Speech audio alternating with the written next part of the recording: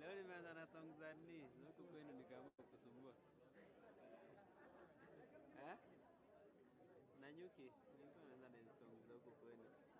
Nikaamua kusumbua za Kiborana. Kuna ile kusoma inaitwa Santos. Wengi. Uko naye pale. Mambo. Waje mzigo wako pale. Haya, zoza mkoaje lakini.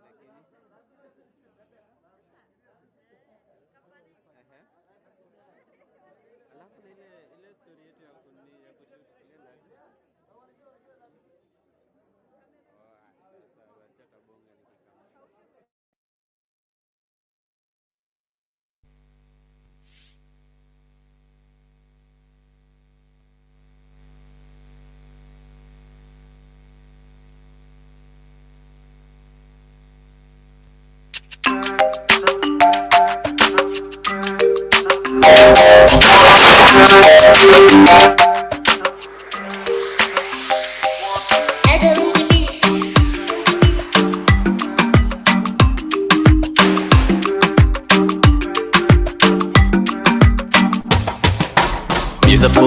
ay muqanaagay inagoo midaa umatana markayna cabeen maqlaa mashquulkiyo mihnadoodii meelageeyaan markay waayaan murugiyo ciil ahamutaystaan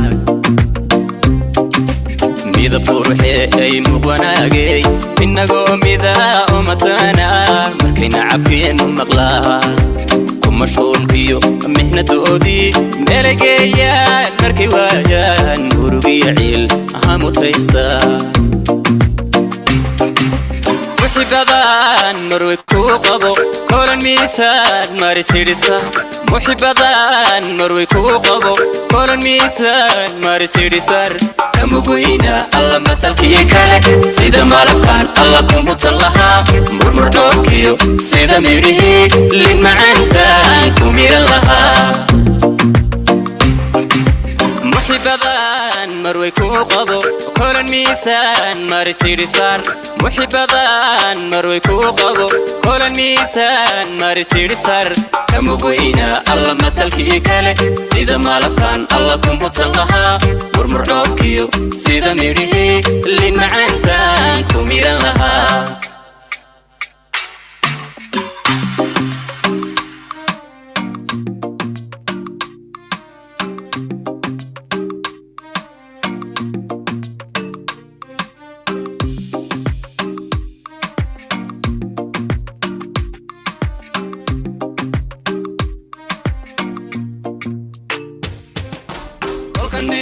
jooga macaan wax mushaakil ma dareemo kolka meel kula jooga macaan wax mushaakil ma dareemo wan maqsuuda markan ku arko miyirkaygaad micinu taho muftaxadiga u ahmaanko maskaxdaydan alla mulkiyo degay muftaxadiga u ahmaanko maskaxdaydan mulkiyo degay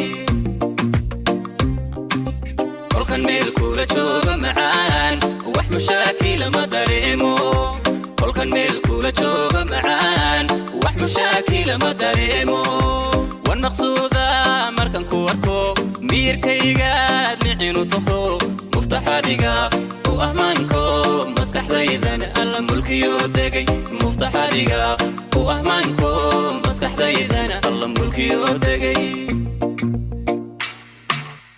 mudantaan dumarka madhay midigtaan bidixda ka maarmayn mudantaan dumarka madhay midigtaan bidixda ka maarmayn dadka maragiyo oo makhraatiya inagoo mida aan mushaaxnoon kima sayrana mahuraaney maxsalaamaynta aanu muujino kima sayrana mahuraaney maxsalaamaynta aanu muujino mudantaan dumarka madhay midigtaan bidixda ka maarmayn mudantaan dumarka madhay midigtaan bidixda ka maarmayn dadka maragiyo oo makhraatiya inagoo mida aan mushaaxnoon kima sayrana mahuraaney maxsalaamaynta aanu muujino kima sayrana mahuraaney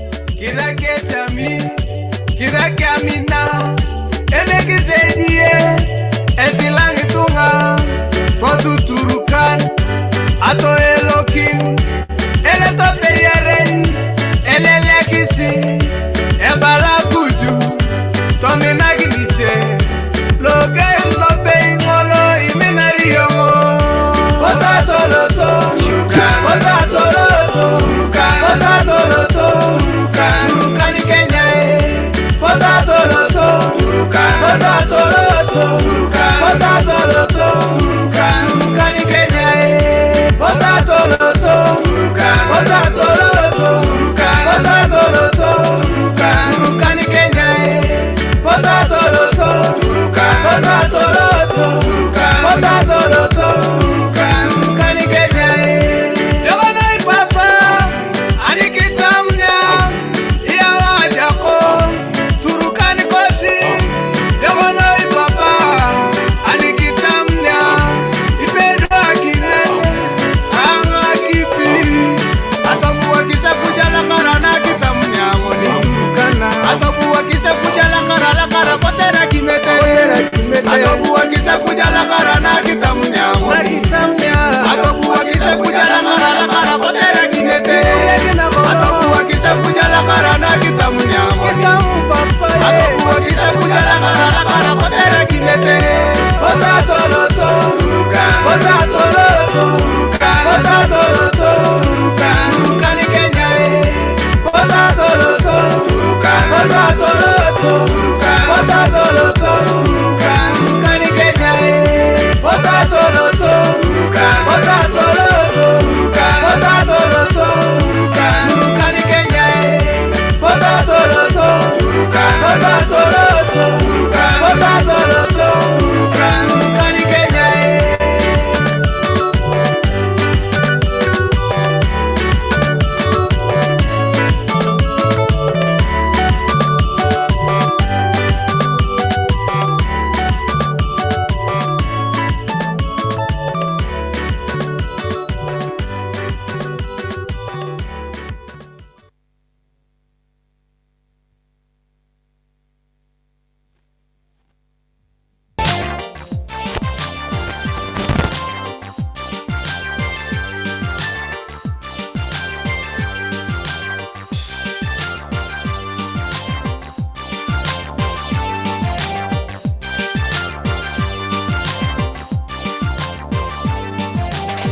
Yantala borana bonatia yantala bagada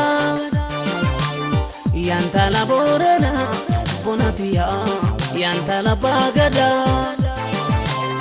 chalera chabate bonatia baredi ada chalera chabate bonatia baredi ada yantala borana bonatia yantala bagada yantala borana bonatia yantala bagada chalera chabate. Asante sana. Hamjambo, hamjambo, tusalimiane. Hamjambo, asante sana. Mumeanza siku vizuri sana na hizo dansi mbili za Kisomali na ya Kiturkana. Tulikuwa tunangoja ya Kiborana. Wako wapi wa Borana? Ama wamerudi Marsabit? Wa Borana tusimame na hapa dakika mbili ya kuwekea Borana sasa.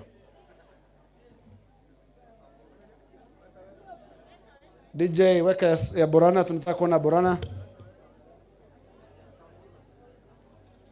Na Samburu muingie kwa hiyo dance, nasikia mnajua hiyo style pia.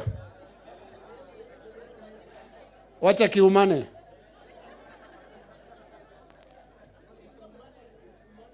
DJ Borana.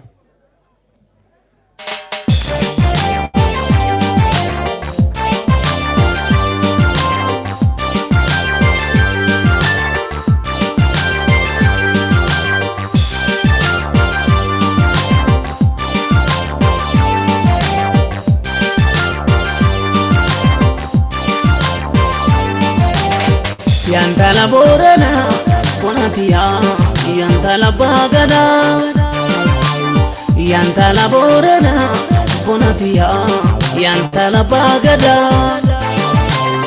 Chalera chabate ponatiya barede ada Chalera chabate ponatiya barede ada Yantala borana ponatiya yantala bagada Yantala borana ponatiya yantala bagada Chalera chabate ponatiya barede ada Chalera chabate ponatiya barede ada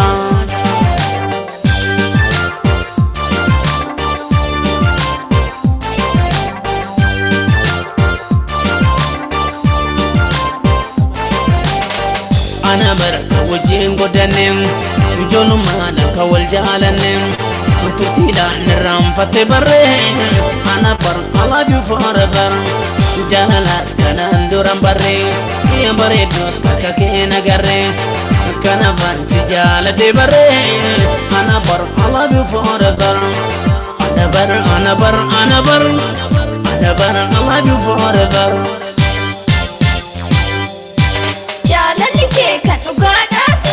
yes, yes. Takkatu redda mumamiti. No, never. No, never. Amma duma wajinin tana. Yes, yes. Waljibne gargar fatana. No, never. No, never.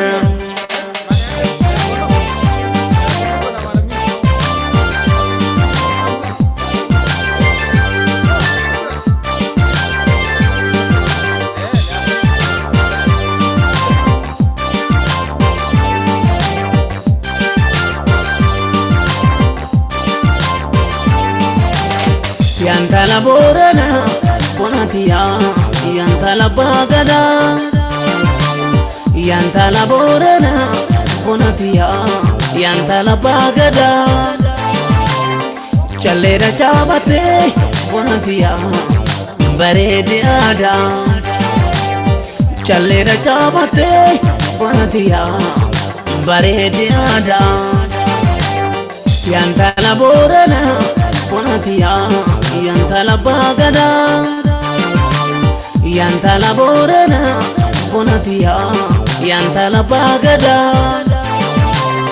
Chalera chabate ponatiya barede ada Chalera chabate ponatiya barede ada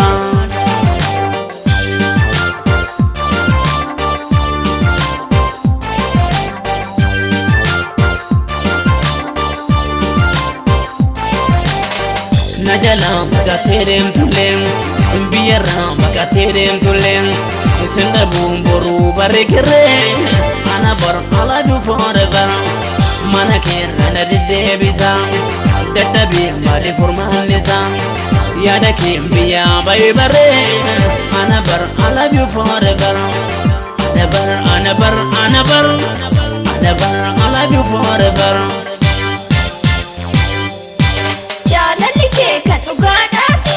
yes, yes. Takkatu redda mumamiti. No, never. No, never. Amma duma wajinin tana. Yes, yes. Waljibne gargar fatana. No, never. Oh, jana. So, okay. Galgalo, okay.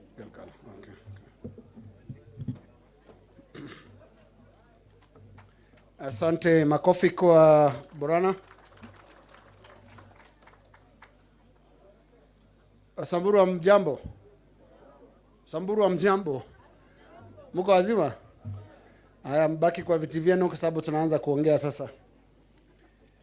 alafu tutawapatia nafasi yenu baadaye. Kwanza kabisa nawashukuru kwa kufika on time. We were supposed to start at 9:30 na tumespend hizo dakika 8 kusikiliza dansi kadhaa na tumefurahia, si ndio? Kwa leo tuna vipindi viwili vya majadiliano. Kwanza kabisa tutaendeleza mjadala kulingana na program yenu ambayo ni plenary conversation on land and natural resource rights, livelihoods and conservation efforts, a dialogue between communities and development actors. Naomba sana tuelewe program na topic na theme ndio tupate kuifuatilia ilivyo, kwa sababu kama haiko kwa program na umeleta swala lingine, nitaomba kukusimamisha na kukuelekeza uende to the theme which is land and natural resource rights, ardhi na mali ya asili, livelihoods, njia ya kuishi, and conservation, njia ya kuhifadhi mambo misitu ama ardhi, a dialogue between communities, hiyo ni mazungumzo kati ya jamii, and development actors, na wadau wetu ama wale wanaotusaidia katika mambo ya maendeleo. That'll be our first topic, and then after that tutaenda kwa very short tea break, na tutakaporudi tutajadiliana Indigenous people's conservation models, a feature of best practices, challenges and opportunities. Kunisaidia na kutusaidia asubuhi hii kujadiliana theme yetu ya kwanza, ningependa kuwaita hapa mbele wafuatao. Nikikutaja tafadhali kuja huko mbele. Faith Ngina, uko wapi? Wa kikundi ama organization ya KWCA. Faith. Moses wa NRT.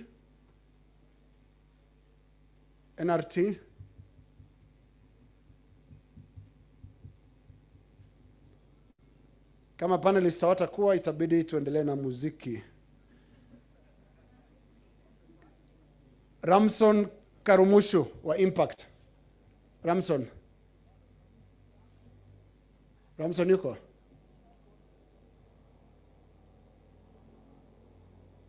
Abdurrahman Osman, IPS Kenya. Abdurrahman, karibu hapa mbele tafadhali. Adela Wateshe. Adela Wateshe kutoka Jamhuri ya Kidemokrasia ya Kongo. Ako wapi? Karibu sana, karibu huko mbele. Mwakilishi wa FFI, kikundi cha FFI, mwakilishi FFI.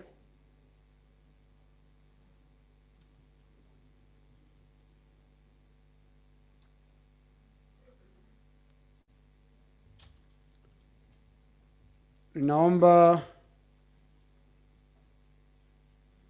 mwenyekiti wa kamati ya ardhi katika county za Samburu na Marsabit, Chair of the House Committee on Land, Samburu County, karibu.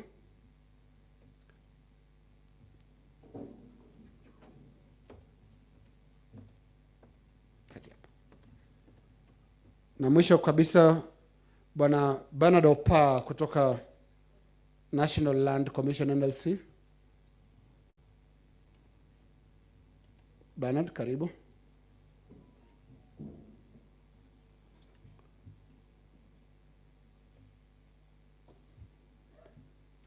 Asante sana. Na tunapoanza, mmoja wetu amepoteza ile bag ya mkutano. Anaitwa Galgalo. Tafadhali kama uko na bag ambayo sio yako, Hebu angalia tu hakikisha ile uko nayo ijaandikwa Galgalo hapo ndani. Unajua Galgalo ni wengi, si ndio? Lakini Galgalo mmoja amepoteza bag.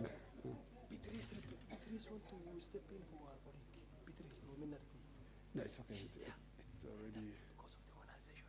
It's full. Yeah, it's full.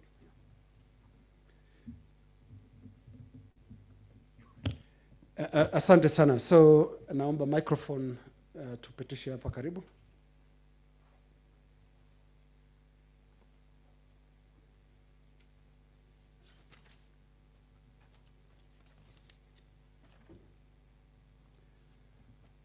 Tafadhali just introduce yourself. Wewe ni nani, alafu kutoka wapi, for 30 seconds na kupitisha microphone tupate kujijulisha kwa mkutano wetu.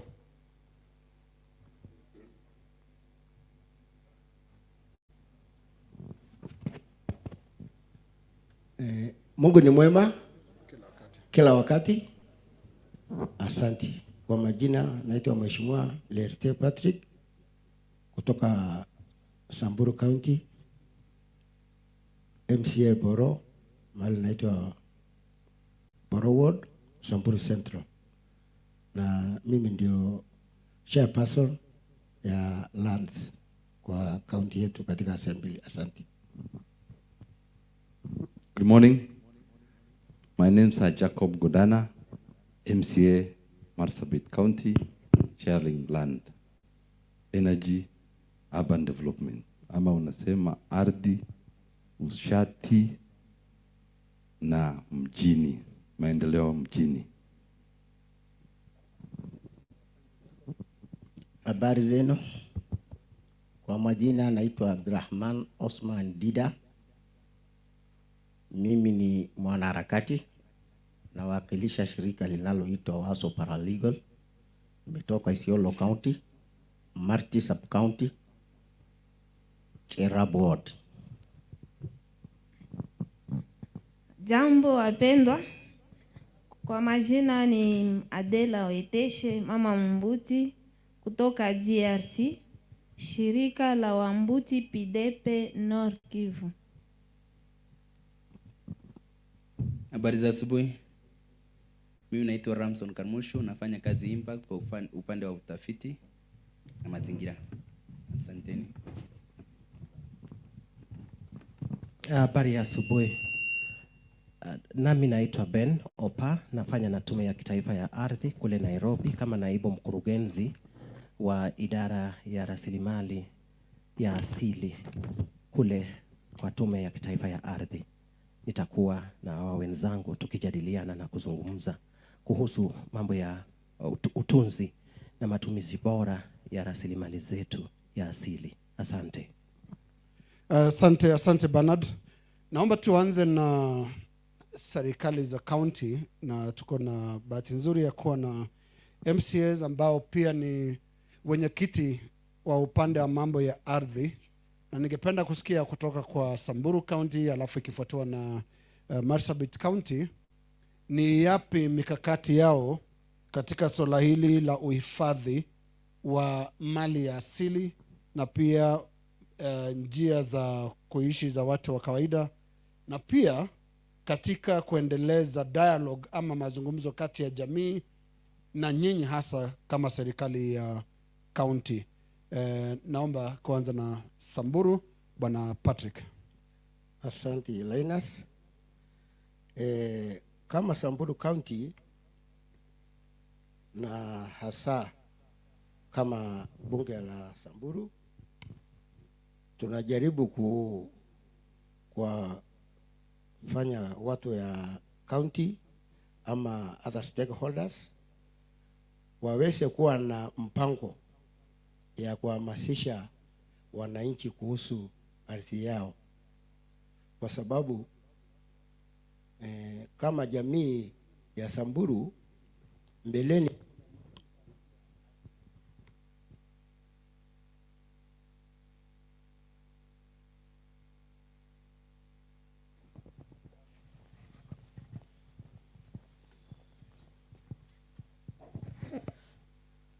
land kwetu Samani hata mimi nikisaliwa watu hawakuwa wanashukulia maanane kitu naitwa ardhi.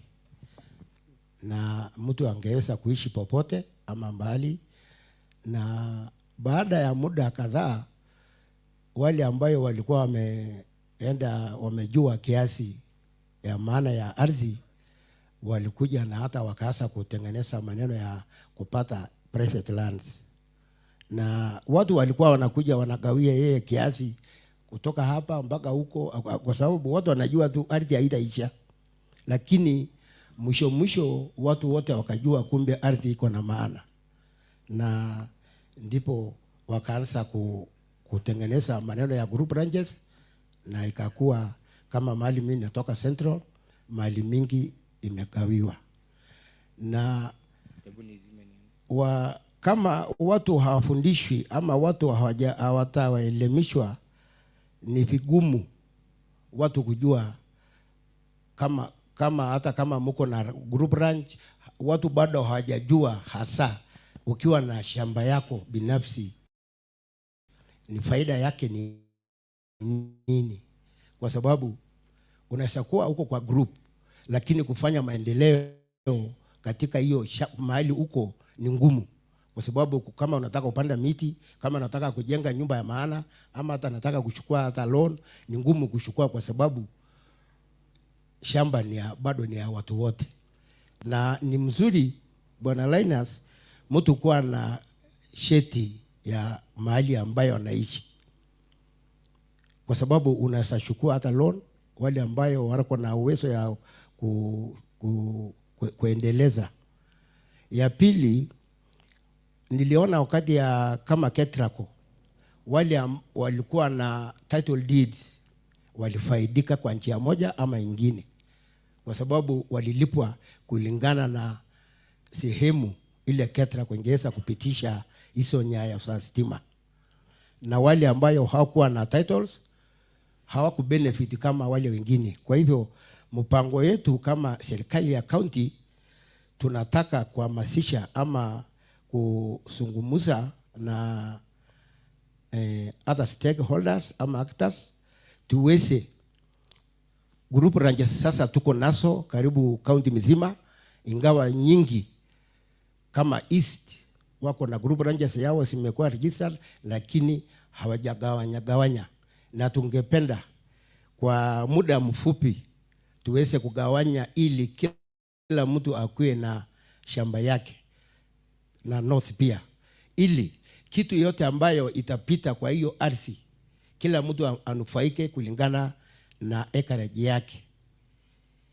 Kwa sababu kama sasa mahali kama East iko na conservancy nyingi, na kwa hizi conservancies serikali ndio iko na share kubwa, kwa sababu wananchi wakishapeana mahali na inakuwa conservancy, basi hiyo ndio mwisho ya mtu naitwa raia kupata kitu naitwa kama ni revenue.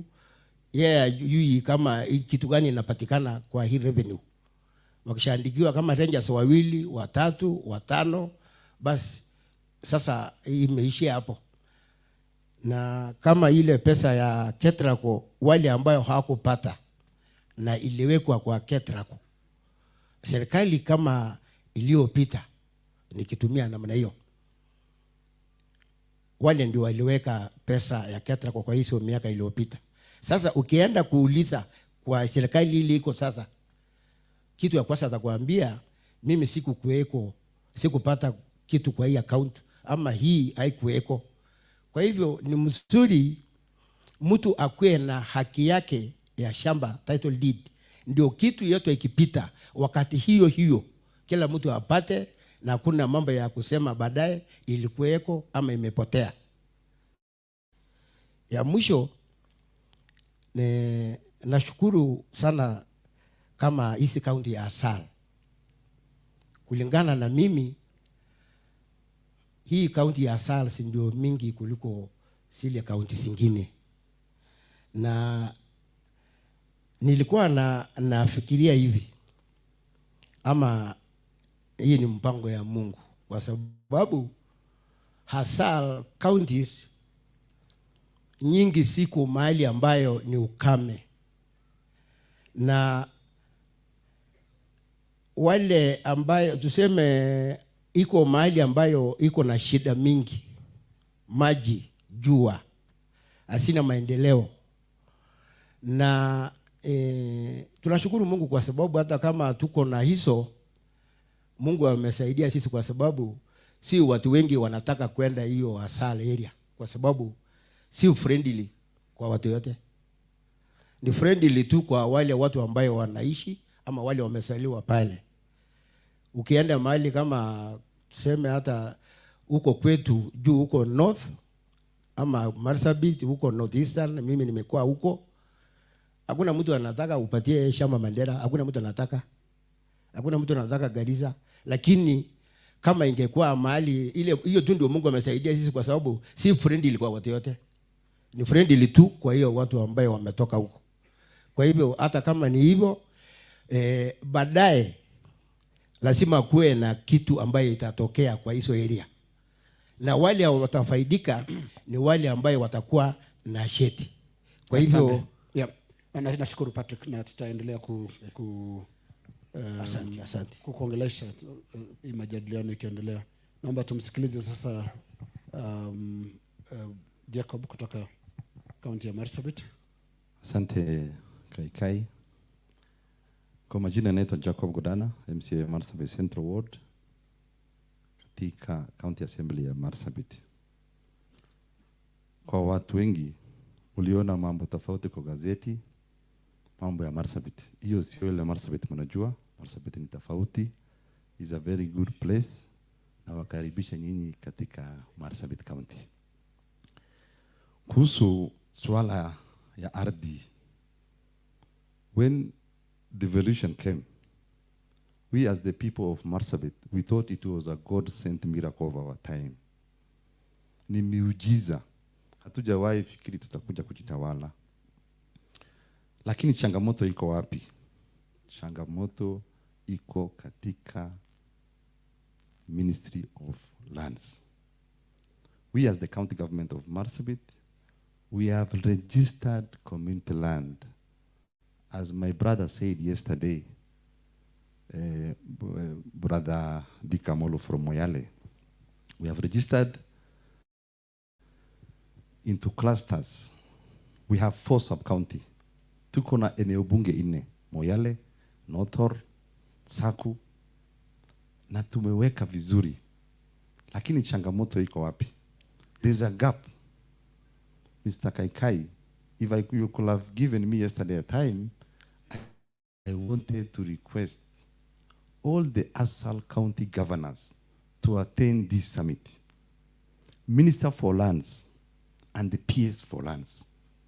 The reason why I'm saying this, changamoto kubwa iko sehemu 4.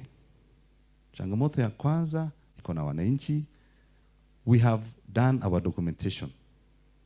The county government have sent the inventory to the ministry. Hii kitu inazunguka. It is like going round sportman arms. You are coming from hall, you are going to the restaurant and coming back. The challenge is at the Ministry of Lands. We have registered, the documentation are with you. I know a place in Marsabit, in the heart of Marsabit town, katika Marsabit town. A petrol station in Marsabit has no title deed. Na ni ya mtu moja. I know Madraka Estate in Marsabit. It has stayed for 15 years. Wabera upgrading scheme. The document is lying with the Ministry of Lands. I went personally. I've been walking in the corridors of Ministry of Lands. Kabla sijakuwa katika bunge ya Marsabit, mimi nilikuwa katika private sector. I've been working. I have letters to the ministry.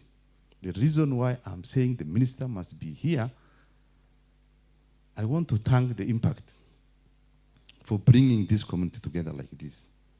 Kwa nini sisi pastoralists sayote tunapata shida? There is a new style which has come.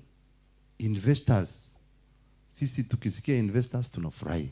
Washikadau wametoka kutoka Ulaya wanakuja. They came to rob our land. Wamekuja kuiba ardhi yetu. Lake Turkana wind power. My brothers and sisters, 300 megawatts from Marsabit County. Marsabit town hatuna stima leo.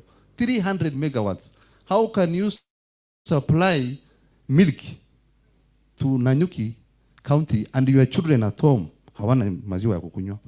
You supply water from your house to your neighbors. You are in an estate.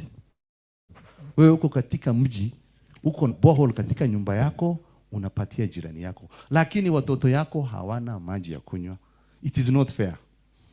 The challenge, Mr. Kaikai, is that the ministry, we want the Minister for Lands to attend this forum and tell us where the problem is. We as the county government of Marsabit, as the chair of land, in the next 1 year, I want to make sure the Boranas, the Gabras, and the Burgis in Marsabit County to get their community land title deed registration. Hatutaki story mingi. I wanted, if they are here, next week, we bring our documentation, we need our land. The land belongs to us. My father was a member of parliament in 1963. I have all the records. We have everything as the county government of Marsabit. We have inventories. Why are you wasting our time? We want our land to be registered. And our land is going to be registered like this. Bwana Kaikai. This circle of going to Nairobi and staying with our document. We know we have challenges. Hata sisi wananchi tuko shida. Tunaenda kumpeleka kotini. Lakini kuna jamii wanaishi Isiolo, Samburu wanajulikana. Uwezi kutoka Kisumu uanze kusema Moyale County, Obu, Division ni kwenu. Tunajua. Everybody knows his position. Marsabit is known for the 3 major tribes. We have 14 different tribes in Marsabit. It is the only unique county. We have 2,000 square kilometers of natural forest.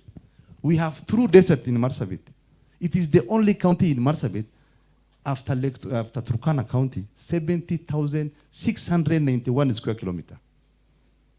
Marsabit, ukichukua Central, tuna meza. Ukichukua Nyanza, tuna meza. 70,000 square kilometers. Kama sio mambo ya population, we are supposed to have 3 governors and 8 members of parliament. Lakini kwa sababu si mnajua shida ya Kenya, sisi tunaishi kama watu wengine na tunashukuru Mungu hatujafungiwa upepo. As elected MCA, I don't want to attend such forum next year. I want to attend those forums when I come back in the next year's land summit as the chair of lands. I want to bring the communities with registered land. Luckily, we have national NLC. NLC is to monitor. The problem is with the ministry. Mwana Kaikai, there is a check we paid for 3 years for county government of Marsabit. Mpaka check imeharibika ikakukatika ministry to secure a land title deed in Marsabit County. Kwa nini mnatufanya refugee katika nchi yetu? Ama mtupatie kibali sisi turudi Ethiopia? Asante. Ngoja kidogo kabla hujapeana microphone, ningependa kukuuliza tu if it can come out clearly where the problem lies. Umesema tu ministry. Yes. Ministry. Ni nini hawajafanya? Like when the county government has given inventory, beside the community land, there are lands in town, in the heart of Marsabit town. Individuals have registered, they have paid everything to get a title deed. It has taken 15 years. If there's anybody from ministry can tell we're better upgrading his team, is in the heart of Marsabit town, where I sit as an elected MCA. 15 years. Mtu anakosa title deed yake. I went to the Ministry of Land to inquire. Naambiwa registration. I went to registrar to inquire what is happening. Documentation. The document is with the ministry. The minister is there. So what is the problem? The problem is the ministry. I don't know whether it's the house or the officer, but the document is lying with the Ministry of Lands. We are very lucky it was devolved. I saw a land registrar. It was gazetted 2016. Land registrar of Marsabit. It stays in Isiolo. Isiolo is 264 kilometers from Marsabit. Go and back is 500 kilometers. Why should you want me to go to Isiolo when we have a very good office in Marsabit? Initially, walikuwa wanasema ofisi ni mbaya. Tukatengeneza ofisi mzuri. Hata minister anaweza kaa ndani. Hajaletwa. So do you expect us to go to Isiolo every morning to get our title deed? We have land, and I want to get a loan from Kenya Commercial Bank or Equity Bank. Ardhi ni yangu, nimeishi mwaka 20. But I cannot access funds. I must go to Isiolo. Yeah. Hapo mwanzo Jacob pia uliahidi na ukapiga makofi na watu hapa ndani kwamba utafanya yote uwezayo kuhakikisha registration of community land, na ukataja nafikiri jamii kama 3.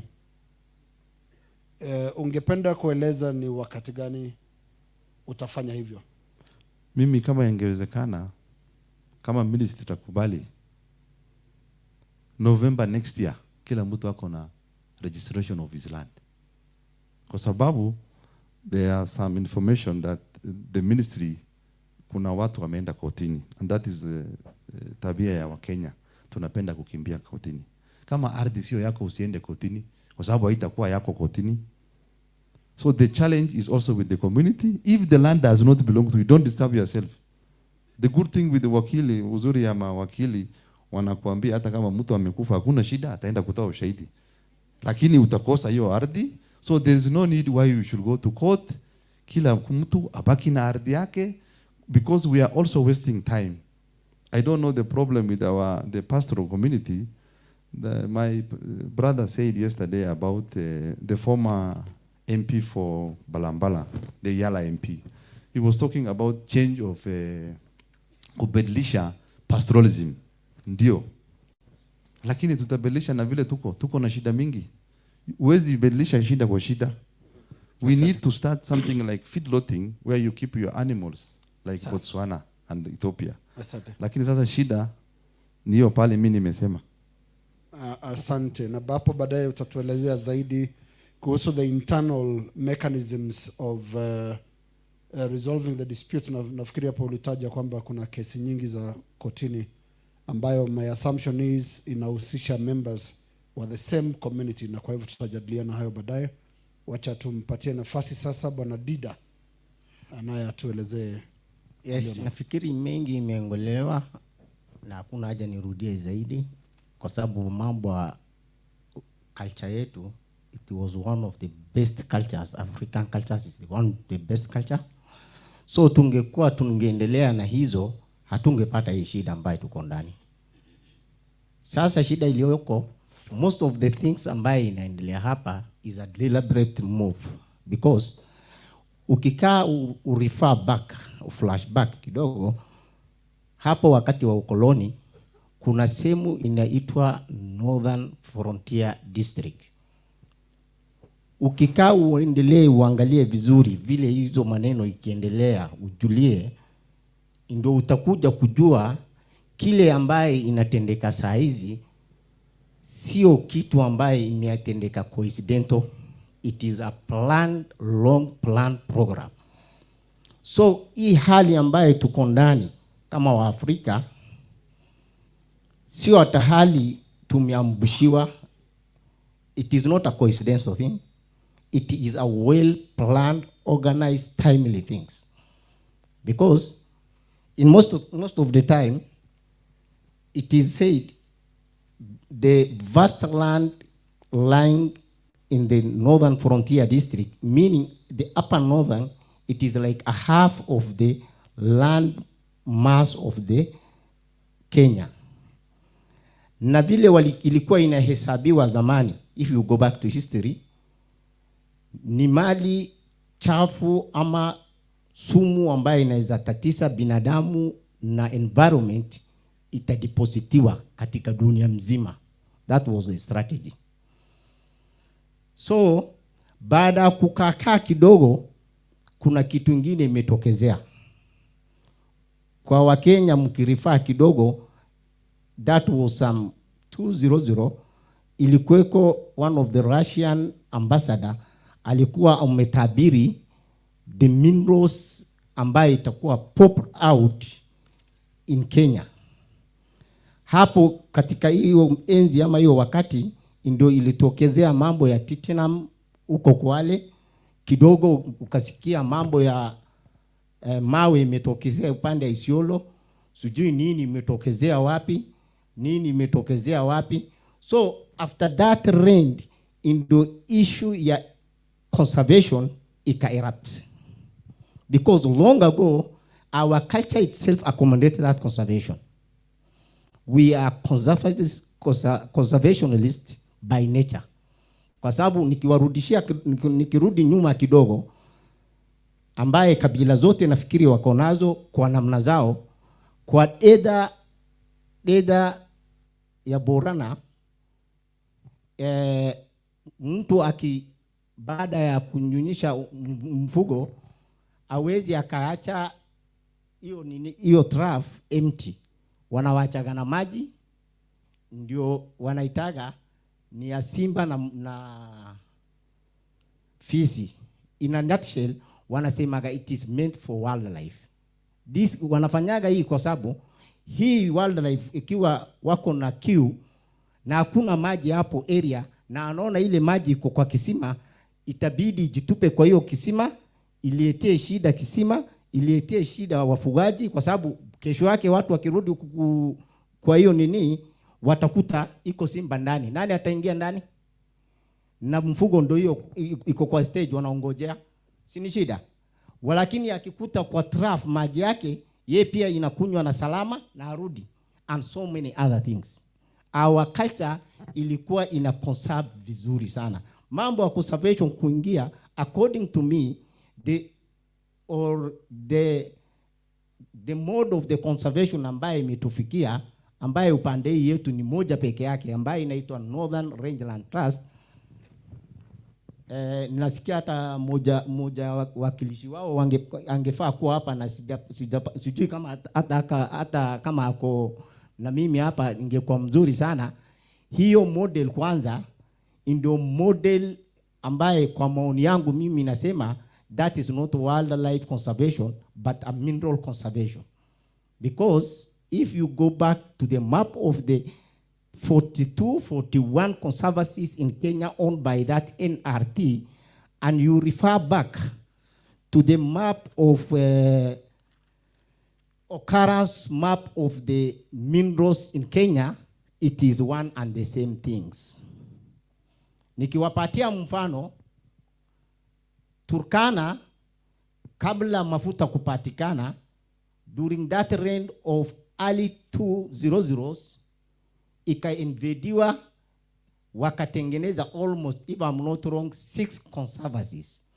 Kama kweli wao wana conserve wanyama gani iko huko ndo wakakimbilia huko. Kumbe sisi hatuna habari, wamefanya utafiti yao, mafuta ndio huko, baadaye fidia ya hiyo mafuta ililipwa NRT. Ni kweli ama si kweli? Ilikuwa ni hivyo. So I think this thing ni kuchezeana tu akili, na inabidi tuwe above board, tufikirie namna ya kutoka kwa hii hali. Huko kwetu baada kukuja, number 1, sisi kama watu wa Isiolo, we have been having a peaceful coexistence with our neighboring Samburu community, with our neighboring Somali community, with all of our neighbors. Hata ingawa kuna that pastoralism, hii maneno ya kuuana kama kishenzi hakuna. Baada hii mtindo kuingilia, maneno kuharibika. Kwa sababu upande hii rasasi inapeanwa, gari inapeanwa, watu wanaenda kumalizana. So the system ikatoka kwa castle wrestling, saa hii iko kwa stage nyingine. Kwanza hata tukipatana vita ikitokezea kule kwetu mashinani, hata serikali ya Kenya wakikuja kuona, watakuja kuona hii ni serikali mbili wanapigana, na kumbe yote wamefandiwa. Literally hiyo ni kutumaliza wenyewe kwa wenyewe. So I think the best option, if I bring back to our livelihood, sisi kama wafugaji hatuna livelihood ingine tofauti. That is my own opinion. Kwa maoni yangu hakuna maisha ambaye itaweza tunaweza kujibadilishia, because that one is a God gift given. Na labda tufanye application huko juu, Mwenyezi Mungu atubadilishie maneno sisi kubadilishiwa kutoka mfugo ndio tuende kwa shamba. Hiyo hawezi ingia akili yangu na siwezi amini. Na style ya livestock keeping yetu, it is nothing other than pastoralism, free range. Until that, maneno wa kuambiwa upatiwe heka 1000, gombe yako 100 ikue huko ndani peke yake, bado hawezi ingia akili yangu. So I think sisi tukisajiliwa ardhi yetu kama Wasamburu community, kama Somali community, kama nini community, kama community yote wakipata registration ya ardhi yao, ni kama tumerudishwa katika ile hali yetu ya zamani, kwa sababu we are the owners of the land and we are the managers of the land. In that case tunarudi kwa ile mila yetu, kwa sababu siku ile mvua imenyesha kwetu, nyinyi mtatuma wazee wenu kama kawaida, tunajadiliana, na bado pastoralism is there. I think pastoralism kuisha kwangu ni labda baka kiama. Simple and clear. Na madhumuni kubwa ya hii watu kufanya hizi vitu zote yote ni nothing other than to change our livelihood, which is God given. Wao ndo wanataka kutubadilishia sisi tukae kama wao. Wao Mungu amewaumba hivyo, kwa sababu unakuta area yao, mimi nasikia mara sijui baridi, mara sijui nini. Hiyo ni yao, na Mungu atajua namna kuweka hawa ndio hawezi wakatoka kwa nyumba.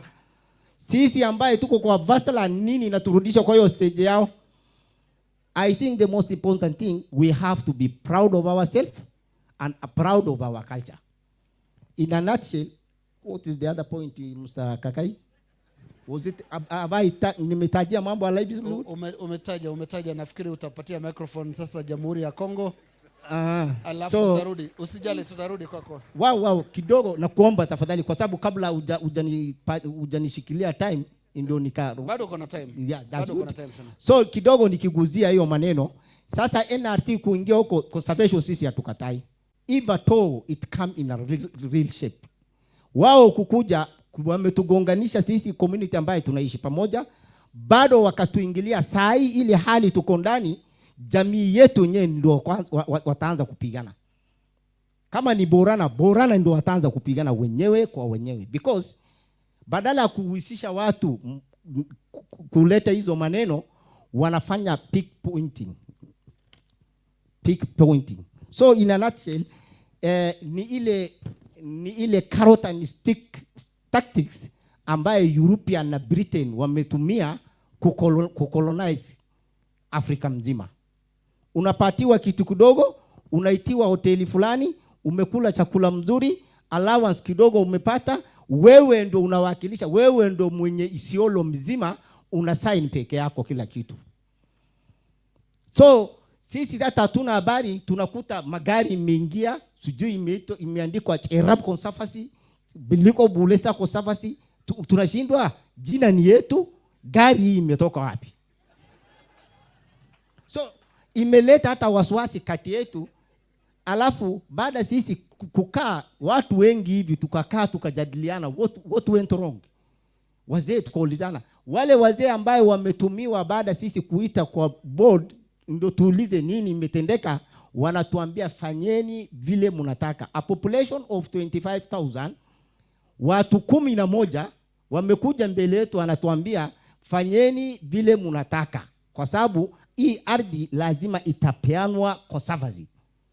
Tukakimbilia dio, ndani ndio dio sasa, akaturudisha speedi. Tukakimbilia DC, wapi? tukakimbilia county commissioner. Na alafu imagine Marti is another 300 km from Isiolo town. Barabara yenyewe ni rough.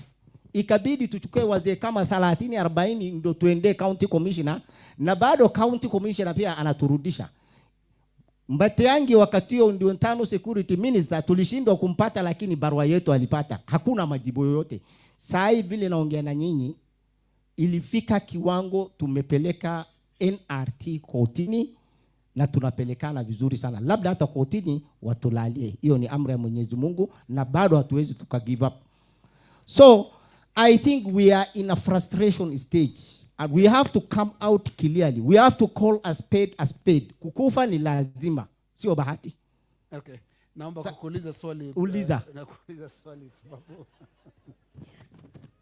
kwa sababu umesema mambo mengi, na ninavyoangalia, ikiwa tungetengeneza summary ya unayosema wewe, summary yako inasema kwamba shida zenu zote zinatoka nje, ni sababu zimesababishwa na mtu mwingine. Exactly. Kama ni mambo ya conservation, unasema kuna watu wa nje. Ukisema mambo ya conflict, nilikusikia ukisema kwamba mnapiganishwa. Hii ni kumaanisha kwamba ndani yenu hamna matatizo, na kwa hivyo shida zote zinatoka nje kabisa. Kwa sababu ile shida iliyoko kati yetu ni manageable.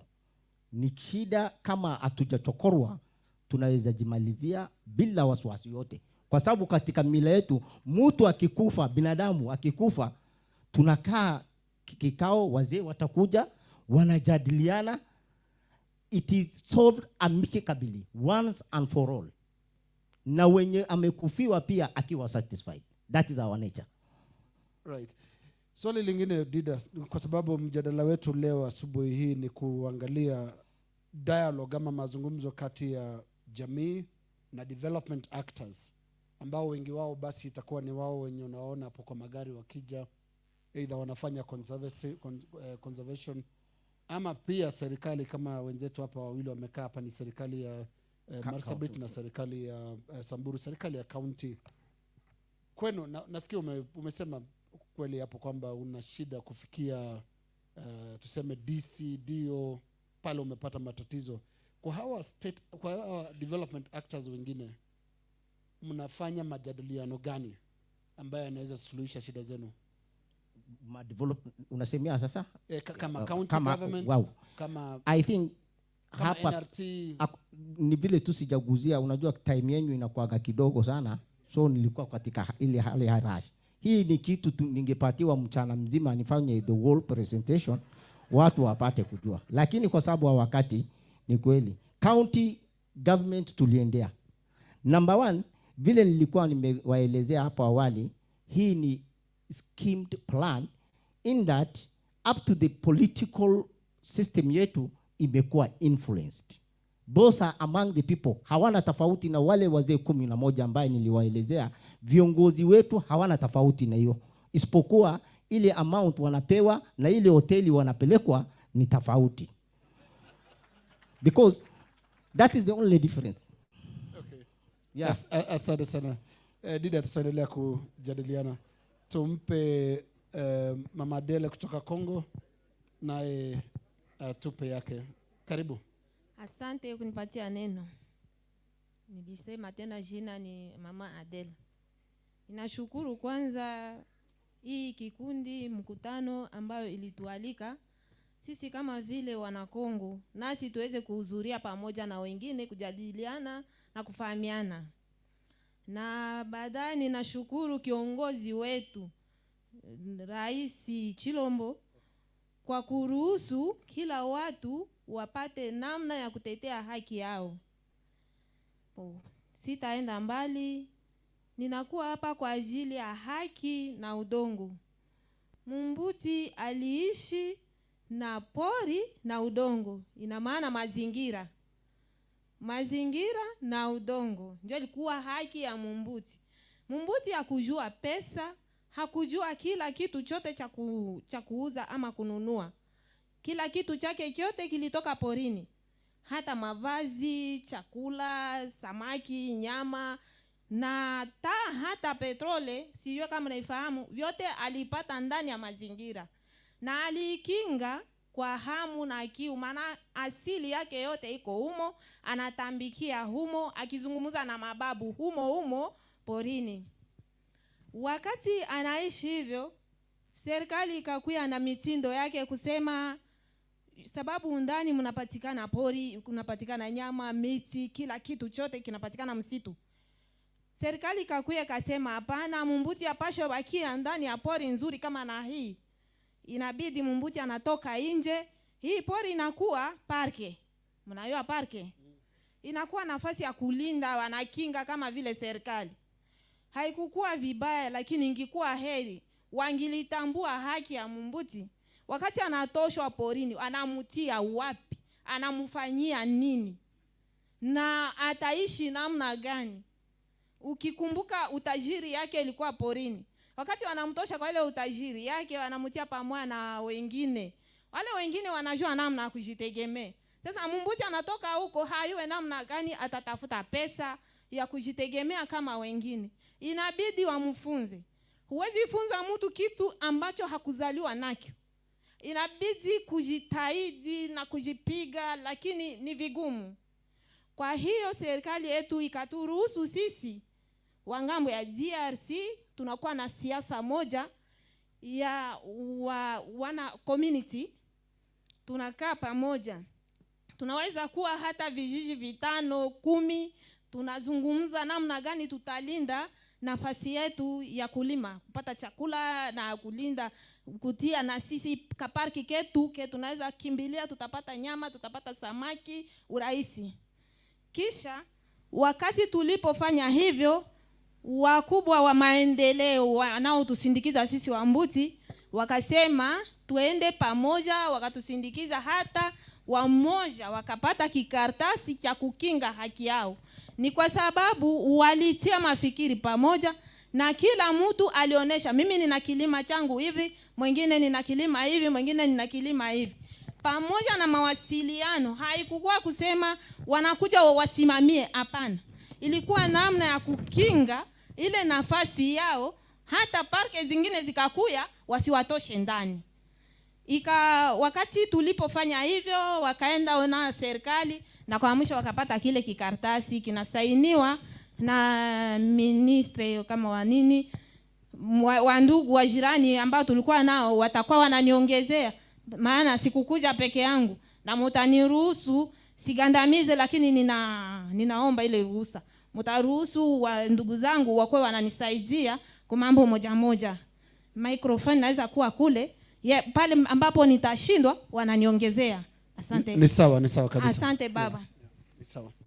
Kwa hiyo ile udongo yetu inakuwa huko, na hapa nyuma kulikuwa mkutano mkubwa wa kwenda kuangalia, sababu kila mwisho wa mwezi wa 7, sijui wanaisema nini huku, tunakuwa na ile mkutano mkubwa kusherekea ile kikartasi yetu ya ile pori. Yenyewe inasumbua zaidi kule kwetu kuhusu mapori. Tunakuwa na vikundi vya wajeshi, wa groups armés, ma groups armés loko banasumbua sana. Ma groups armés ingine yenye natoka pembeni, mainchi jirani wenye walikimbiliaka. Hizo ni vikundi ambavyo vimejihami, viko na silaha. Wanaojihami kwa silaha. Ndio. Hao nao wanavamia. Unakutana wandugu wenzetu wa Mbuti mahali walipokuwa wakikaa wametoshwa ndio kwenye maparke, sababu hawayapitia ile processes ya kupata ile kikartasi. Walitoshwa na hawana nafasi ya kusema tutakaa pamoja kusudi nasi tuingie mu processes sawa wengine. Wale wanashindwa, wanakosa, watakimbilia wapi? Na wakati wale wanaomiliki silaha wako porini, Wambuti wakitaka kwenda tafuta hata kaa ya kuwasha moto, na serikali ikigundua kama ule Mumbuti aliingia ndani ya ile pori, wale wa garde park watamkamata na kumtia ndani ya jela. Munzenze, hapana jela kidogo. Lakini wale wanaomiliki silaha wanakata miti, wanalunguza makaa, wanaharibu parke, na kwa leo wanafuga ndani na mangombe na kila kitu. Hawafanyi kitu. inaonekana huyu mumbuti hajulikane kama ni mtu, sababu ile nyama inafugwa ndani ya ile pori inamshinda vale. Juu angelikuwa anajulikana kama ni mtu, bangemtafutia nafasi, utaishi hapa hata ukwe nafanya na wewe kazi zako za maendeleo kama wengine. Kwa hiyo wanapoteza asili yao ya udongo sababu hawana makimbilio. Watu wa maendeleo wanapima kuwasindikiza, lakini watawasindikiza mudezere hakuna. Kule kwenye wiko wale wanaojami kwa sila, wakati wanafuga ile mangombe zao wanaharibu mazingira yote, wanapanda kama hii magazo, utakutana mitoni iko pembeni kwenye wanalisha mangombe zao, maporomoko inaingia huko inaharibu udongo. Wakati wanapanda kama ni chakula, uko na kashamba ka kidogo, utapenda upande chakula. Sasa pande ile chakula pale, ngombe zitakia zinaingia, zitakula ile chakula. Huyo mumbuti hana kwenye ataseme. Akipenda aende sema, utakutana wanamwambia utasema nini na uko na nini. Iko na ngombe 100, atatoa ngombe moja kwa serikali, mumbuti mwenyewe hana pesa, ataingia jela na nagandamizwa vile. Ingine wakati wanalima, kama mumbuti iko na kashamba ka santimetri 5, sisi tunakuwa na siasa ya kukua tunagawula mashamba. Hii shamba ni ya kulimia ndani, hii shamba ninaiweka, wakati hii mbolea itaisha huku nitaingia kwa hii nyingine shamba. Lakini wakati iko na ile shamba mwataigawula namna gani? Shida inaingia ya kuleta hii maangre chimique. Mnaita nini? Ambao wanapanda na chakula kusudi chakula iko male mbio. Hiyo angre chimique sisi tunaona kama ni sumu ambayo inakuja. Ile sumu itaharibu udongo, ile sumu itaharibu chakula na inaharibu afya ya mwanadamu. Akisha kula ile unakutana watu hawaishi tena miaka mingi. Miaka 5, miaka 10, 15, mwenye ataeneza miaka 17, maana yake ule alijaliwa neema ya kuishi siku za mingi. Ndio maana ulinzi na ukingo wa mazingira inazorota sana kwa wale wenzetu wamoja ambao hawana udongo. Hata wakati watu wanapokuwa na nafasi ya kulima, kuko benye wiko na nafasi kao, wanaweza kuwa nafasi 2, 3, inabidi wakinge ile nafasi yao. Tusichezeshe juu siasa yenyewe kuna kuya nyuma, ni ya nguvu sana. Kama leo vita iko mudiasi, ni kuhusu ile ukingo wetu wa mazingira. Na leo president wetu anaruhusu tukinge mazingira, tupande miti. Sasa unakutana ndugu jirani, anakuya anasema mimi uitike ukatala, alishaharibu nafasi yake. Uitike ukatale, mimi nitaingia Kongo. Na hiyo mazaya yote ya Kongo nitairiti na nitaidhibiti, maana wakongomani ni wajinga sana. Wakati unakutana wananitukana vile kuhaki yangu, kumali yangu, kufaida yangu, mimi na mimi nitajisikia namna nyingine. Sijui suluhisho gani inabidi sisi tufanye. Niulizo ninatupa kwenye wakubwa wa serikali hapa. Maana ninyi mnawasiliana na mnazungumza pamoja. Wakati mtu sawa ule ni nchi moja, sio na nchi ni nyingi ya Afrika ya Mashariki, iko nyingi. Lakini nchi moja inavamia nchi ya Kongo zaidi na zaidi. Sitahitaja jina lakini kila mmoja anayafahamu. Na wakati ile nchi inavamia nchi nyingine jirani, na ninyi mnakuwa mkikaa kwenye mikutano kila siku, inamaanisha kuna kwa shauri ambayo mnaizungumzia kusema wewe uende huko nasi tutakuja nyuma yako au la. Kama sivyo, kwa nini hamuwezi mkatafute suluhisho ya kunyamazisha hiyo vita? Hata tuwe marafiki, tutumike pamoja. Ikawa mimi ninakuwa na sabuni, wewe unakuwa na chumvi, tukichanga pamoja tutaishi kwa amani ndugu yangu. Ndio tunaweza ishi kwa amani. Lakini wakati wewe unakuwa na chumvi, hutaki hata kuchangia na mwingine anakuwa na sabuni yake, yeye anapenda muishi kwa amani. Wewe utapenda tu ile chumvi yako uifiche pembeni, kisha uvamie ya mwenzako uinyang'anye. Sasa wajirani naye atakula nini? Inabidi muangalie, wakubwa wa serikali, muangalie gisa kunyamazisha vita ndani ya nchi ya Kongo. Vita inatoka kwenye nchi jirani. Ilishatuma majeshi yake kule na mnajua ile habari. Na kwa leo mko nasisitiza, wakubwa wa serikali njoo niko naambia, mko mnasisitiza Kongo ifanye dialogue na wale barani. Sasa wakati yenye ile fujo ya vile inakuwa inaonekana, haki ya udongo itapotea wa ndugu yangu. Mumbuti hatapata nafasi kwenye atafanya mazingira yake na kuishi kwa amani. Tulitembea na watu ambao wanatusindikiza ndani ya miradi yetu mbalimbali. Kwa hii miradi mbalimbali sisi tungilipendelea watu ya benye wanafanya maparke watumike na Wambuti bega kwa bega. Wakati wanatumika na Wambuti, Mumbuti atamuonesha kama hapa ni nafasi yetu ya asili yenye tunaendaka kufanyia kutambikia, ndio sisi tunasemaka. Kwa tunaenda fanyia ile kazi yetu ya asili, kuzungumza na mababu na namna gani ya kuishi. Wakati yenye hautumike na mimi, unanifanyia kitu bila mimi, maana yake unafanya kinyume ya mimi. Asante sana. Okay, make point ya mwisho basi. Nataka sema ya mwisho. Ya mwisho tulifanya dialogue na wakubwa wa nchi, tulifanya dialogue na wakubwa wa serikali, tukafanya dialogue na community. Dialogue kwa Kifaransa ni dialogue. Kuhusu haki. Kwanza ningekuwa ninajua Kifaransa vizuri, ningesema Kifaransa. Hata wale ambao waliniima kwenye Kiingereza nami ningewaima. Lakini una neema maana sifahamu Kiingereza vizuri. Tulifanya ile dialogue kwa watu ya serikali, tukafanya dialogue kwa community, tukafanya dialogue kwa wale ambao wanatusindikiza watu wa maendeleo. Lakini hii nani ya kutunyanganya haki yetu ya udongo haikupata suluhisho, bwana mkubwa, na nikizani unaweza nisaidia upatie jirani yangu Ramkaisi kule microphone aniongezeka kidogo pale. Nisijipendelee mwenyewe na tulikuwa wengi bwana mkubwa. Nampa dakika 2 ya kuongezea basi ako wapi? Hata 5 tamupa. Mpatie microphone.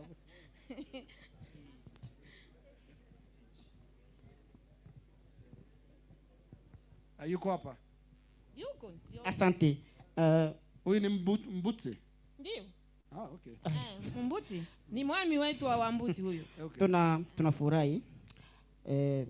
Alisema niongeze kidogo, ninadhani na mimi niko na expose. Nitasema yenye aliniambia nitaongeza, nitasema wakati nitakuwa pale. Merci. Okay. Hajaongeza chochote lakini. Hajaongeza chochote. Anasema naye wakati ya panel nyingine atasema. Asante sana. Asante. Haya, naomba tu patia microphone sasa mwenzako hapo mbele. Asante, it's your turn now. Endelea. Sawa, asante kabisa. I think nashukuru sana the panelists wenye wameongea. Yeah, just introduce yourself again. Yes, so my name is Ramson Karmushu. Nafanya kazi Impact kwa upande wa utafiti.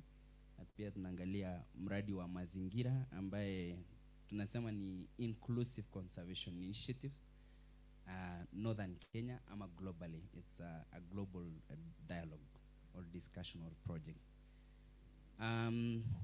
Kiswahili ni ngumu, naomba nichanganye lugha. Lakini naona mwenzangu hapa anataka niongee lugha ya Kiswahili, but lugha hata mimi nataka ongea Kiswahili. Endelea kwa Kiswahili tafadhali. Itakuwa ngumu kidogo, but yeah, tunaongea jinsi ya conservation, tunaongea pia jinsi ya land rights, livelihoods in community areas anyway, because I think lakini sisi tukiangalia conservation ni kitu ambaye ilikuwa inafanyika tangu jadi na communities asili ambayo walikuwa kwa ardhi zao. Jina conservation yenyewe kwa communities wengi haikuwa hapo, lakini walikuwa wanachunga mazingira kulingana na vile wanachunga ng'ombe yao na mbuzi yao. Pia wangechunga wanyama wa pori kwa jinsi hiyo ya kuchunga ng'ombe, mbuzi na kila kitu ambayo iko pale. So ilikuwa inclusive since the beginning. Inclusive ni kwamba inahusu kila kitu ambayo iko kwa ardhi hiyo. Wakati conservation ambayo tuko nayo saizi kwa nchi ya Kenya na Africa na development countries zingine zote ya ulimwengu ni externally driven ambayo imekuja na mtu mwenye ametoka nje, na iku respect ile jinsi ambaye communities walikuwa wanafanya conservation ama walikuwa wanaishi na wanyama pori na misitu na kile kitu ambaye ilikuwa pale. Na wakati conservation ilifika, iligawa watu, ilikuwa inajaribu kugawa watu, like say bad people to go there, and good nature ama environment na wanyama pori pia wao wawekeo mahali pale wao. Na ikafanyika kwa njia ambaye communities pia hawakuhusishwa. And I think even today, the conservation of today, bado tu inaelekea njia hiyo hiyo ya kwamba inajaribu kugawa communities, inajaribu kugawa misitu na kwa block. Zamani ilikuwa ni kuweka pale tu, lakini saa hizi imefika mahali ambaye tunaweka pia fence. Tulikuwa tunaangalia communities tuseme kama Samburu. Tukienda mahali pale kama mahali Mount Kulal, Wasamburu wanga wana belief ya kwamba Mungu wao ako juu ya Mount Kulal. Na ile desturi yao yote ambayo wanafanya ni lazima walenge wapi? Mount Kulal. Ndio wataanza, hata kama ni circumcision itaanza huko ndio iteremki iende kwa Wasamburu wengine, kama ni jina itatoka huko iende kwa watu wengine, na pia si kwa Wasamburu tu, inatoka huko iende mpaka the southern Maasai of Kenya, na itakuwa ina follow hiyo mtindo.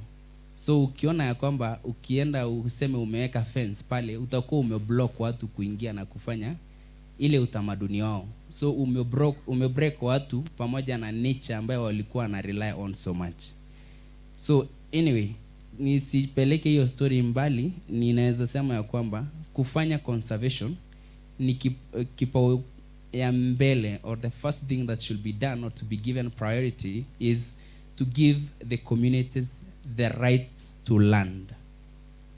Haki ya ardhi ndio ingekuwa kitu cha muhimu sana ya kupea communities, ndio vitu zingine zote zifuatilie. Na tukisema ya kwamba land rights, tunasema ya kwamba tunapea communities power of negotiation. Tukisema pia land rights in community lands, we should then think of a community land ownership that is given the same value to an individual land title. Kwa sababu bado tu communities wakiwa na title, kuna watu ambayo wanaenda mahali zingine wana discuss kuhusu ile land ya community, na sio wao wenyewe na uhusishwi na land ni yao. I think that's a very big challenge as well. When we think about the rights to land, think about that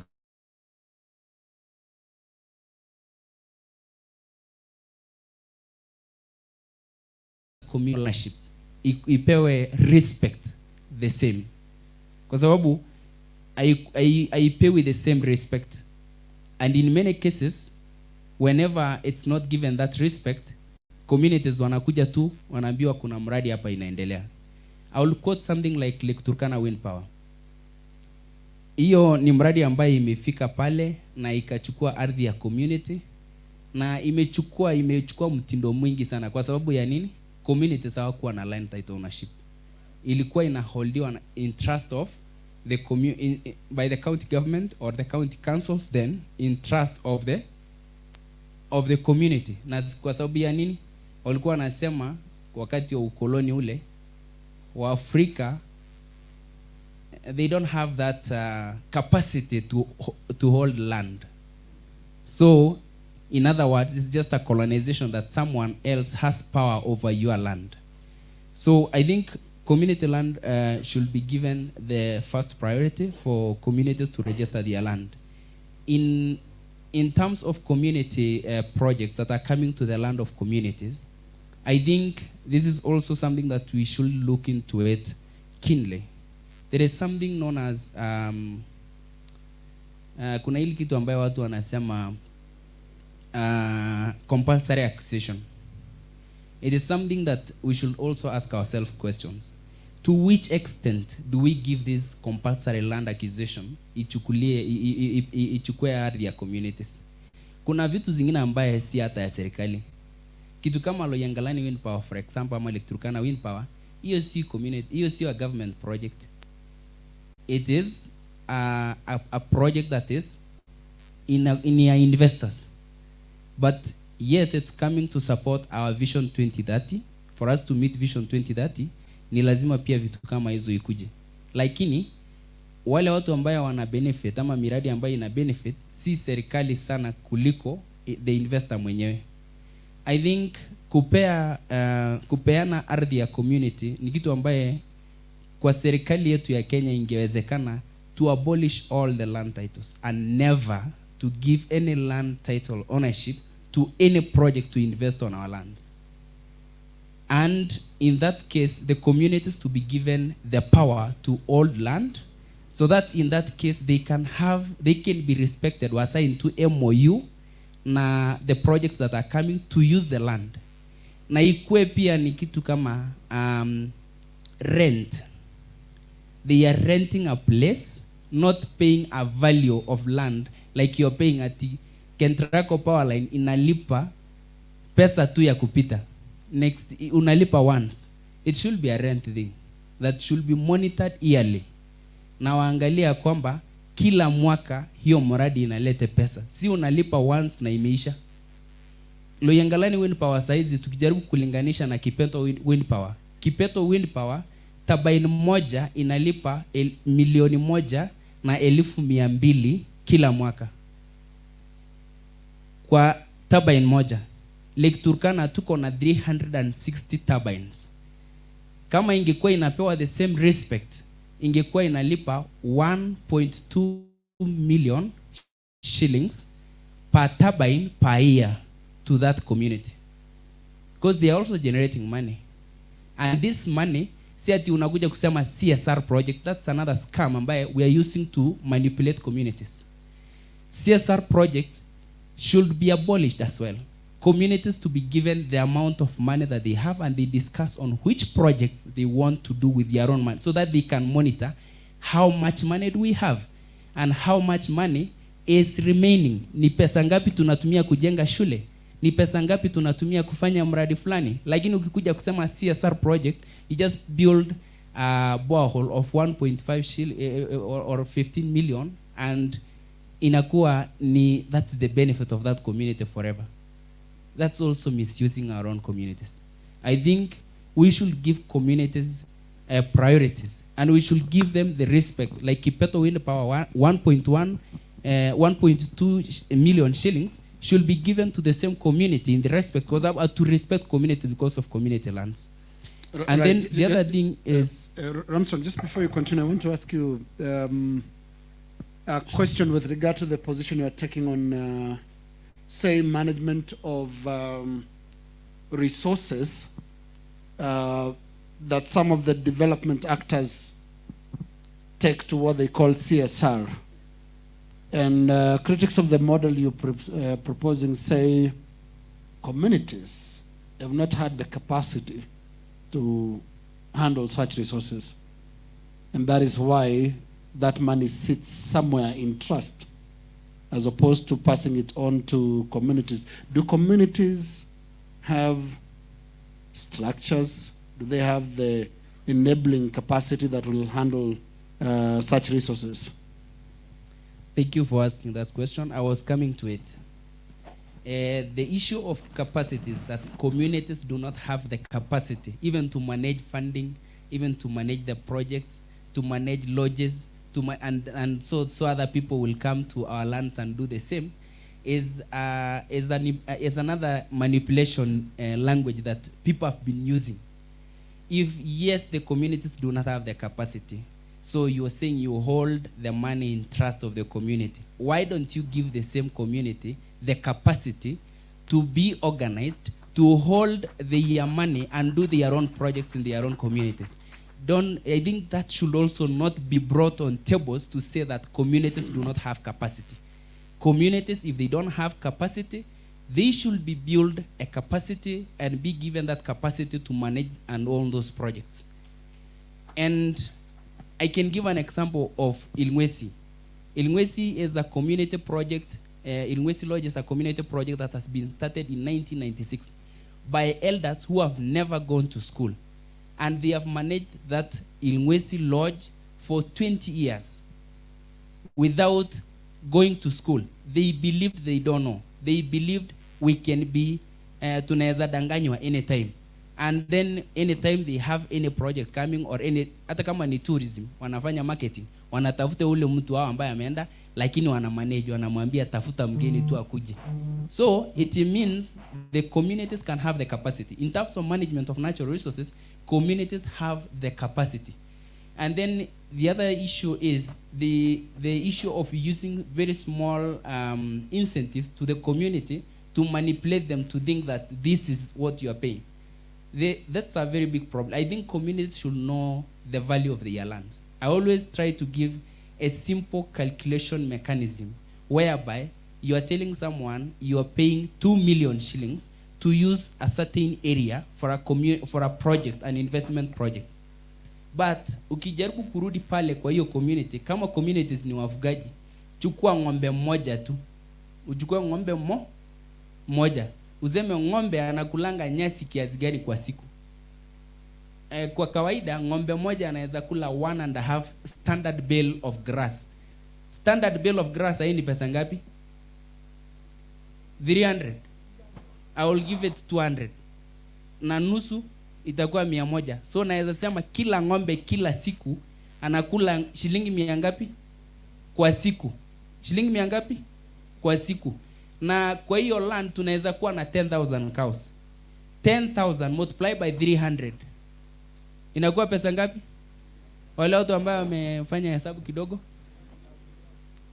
10,000 cows multiply by 300 inakuwa pesa ngapi? Inakuwa 3 million. Hiyo ndio pesa ambaye land yako inakupea indirectly kwa siku. Anaona unapeana land yako yote 2,000,000 kwa mwaka. So you have not calculated, na hakuna mtu amekuonyesha ukweli. Amekuletea pesa kwa sababu pesa ndio hujaona. Lakini land yako inakupea indirect money kila mwezi inaweza kukupea 90 million. Hiyo ni nyasi peke yake na ni kwa ng'ombe peke yake. Tuko na mbuzi, tuko na maji, tuko na rocks, tuko na so many things that we respect in that land. Lakini kwa sababu hujui hiyo na mtu amekuambia nakuletea 500,000, unasema Mungu amekuja leo na sijai muona Mungu kwa macho, leo ndio huyu nimemuona. Na unapeana yako yote, unabaki na umaskini. Wanga nasema ya kwamba angalia ni nini ambaye imesupport livelihood yako kwa wakati mrefu. And that's the case of conservation. You should not look into conservation in matters, say, the projects that we have and the money that they are bringing to the community. Unastahili kuangalia ni nini ambaye ina support value ya maisha yako kwa livelihood. Kama ni wanyama, shughulikia ardhi yako ikuwe stable, ihifadhi mifugo mingi, ndio upate kupata mafaida na kuweka livelihood yako mzuri. Wakati imekuwa kila kitu imekuwa mzuri, conservation tourism ni PR tu.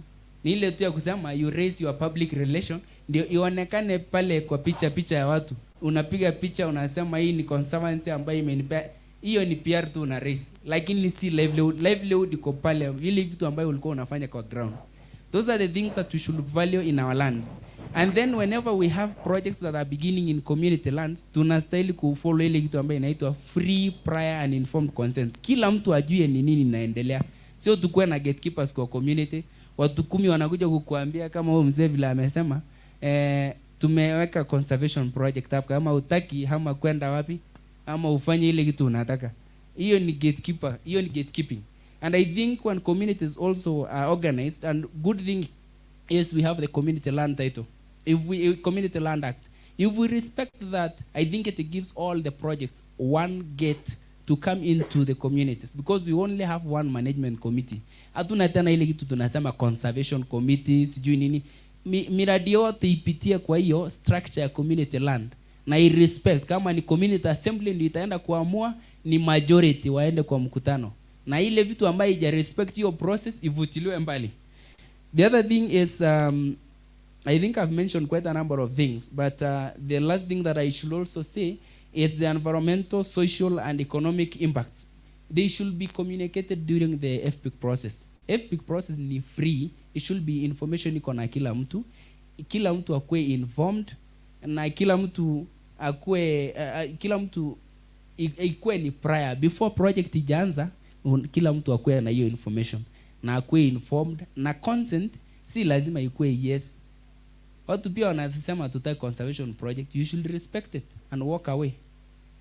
Na pia watu wanaweza sema hatutaki, lakini ukirekebisha hapa na hapa tutakubali iendelee. Mahali ambayo umeambiwa urekebishe pia. All FPIC processes pia should have something known as monitoring value. Sio ile tu ambayo ni standard at you've leased your land for 50 years na what you are getting is 5 million per year. Kwani hakuna kugrow?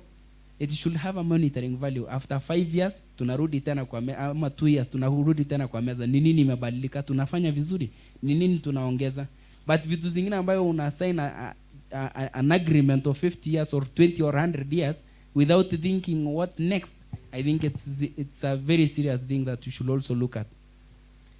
And we should also look at about gender, because that hiyo ni kitu ambaye hatuwezi saizi kuepuka. Kila mtu duniani anaangalia jinsia zote, anaangalia inclusive ages, na pia ile kitu ambayo tunastahili kurespect sana kwa lands ambayo tuko nayo kwa communities, iko na categories ya watu wengi sana. Iko hata wale watu ambao wamekufa, bado hiyo land ni yao, because wako chini ya hiyo mchanga, wamezikwa hapo, and we should also respect their right. As they are resting, we respect. Kuna ile vita ambayo wamepigana ndio wewe ukakuja ukapata hiyo ardhi. Hiyo rights yote ambayo walipigania, walipitia mengi. Don't take us back to ile mashimo ambayo waliacha, walijaribu kuzuia wasiingie. Usiturudishe huko kwa hiyo mashimo. Ukimanage uendelee kumanage na kusaidia sisi kwenda njia mbele. Alafu kuna pia the generation that is coming.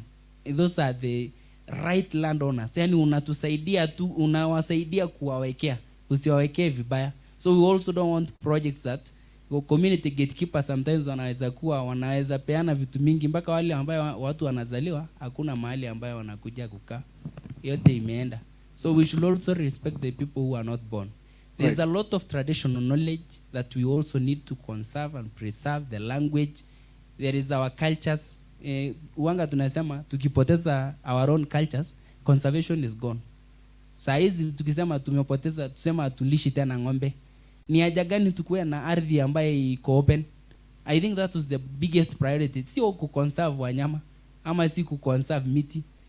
Tunaweka kwa sababu tunatumia kwa kulisha ng'ombe.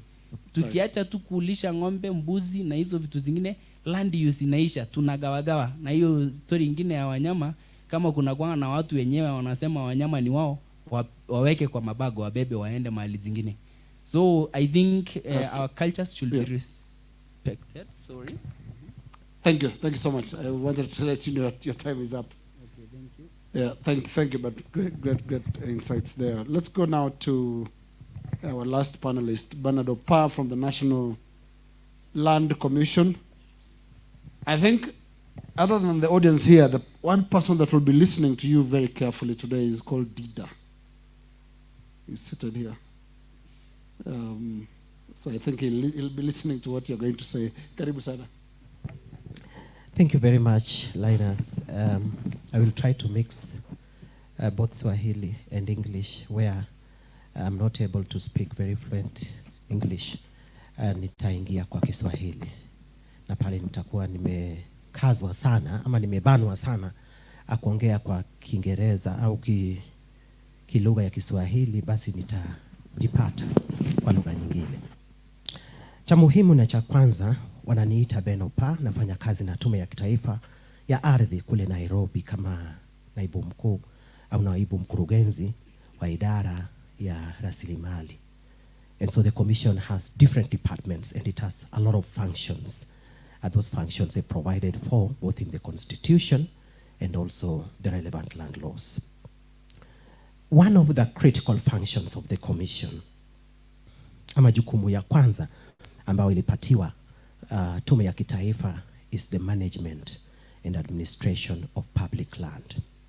Wakati wa Kenya walikaa chini, and in their own wisdom, they said we need an independent constitutional body that would provide the guidance, the supervision, the advice, and the oversight, as well as the safeguard responsibility over all land, especially public land and our natural resources. Kenyans knew what they were doing by having that in order to close the gap that has been in terms of the excesses, especially by the state.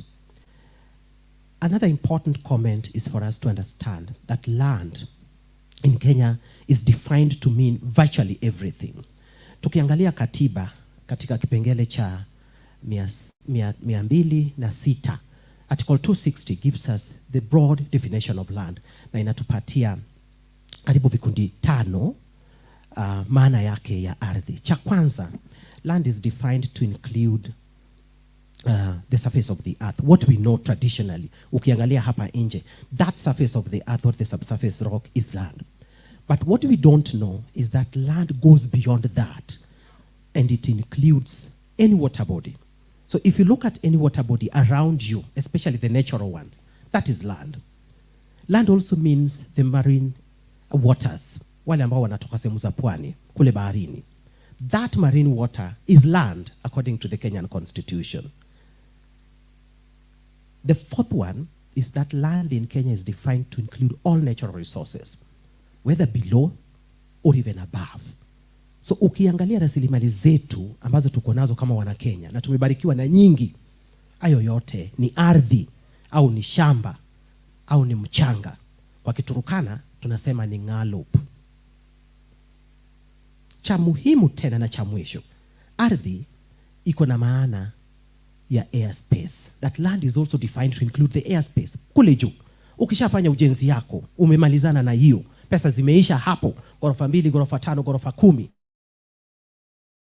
That airspace is land, and it is public land. So the first thing that we need to understand, Lena, colleagues, is the broad definition of land, because that is what is important. Today nikikatiwa hii shamba hapa, sitaiangalia kama ni ardhi, which brings to the danger of commoditization and commercialization of land. Tunaangalia ardhi kama sukari, kama ng'ombe ambayo tunapeleka sokoni na tunapata hela. La hasa. Ardhi ama ng'alup inapita hiyo definition yetu kama jamii. Because today, if you look at this place, then there's what we call the whole bundle of rights on land. Shamba hata kama ni ekari moja, kuna rights mingi sana kwa hiyo ardhi. The animals or the wildlife have rights there. The vegetation or the trees have rights. The insects that are crawling there have rights. Sisi pia kama jamii tuko na haki. There's a whole bundle of rights on a single piece of land. And so when we look at land, we must look at land deeply than just as a commodity that we can sell and say this is 2 million or this is 300,000. There are so many things within land. Wale ambao wanatoka Marsabit ama wanatoka Isiolo, Samburu, Turkana, kuna madini. Madini hayo yote yako ama ziko kwa mchanga au kwa ardhi. How much can you value that? How much is a madini which is found on my land?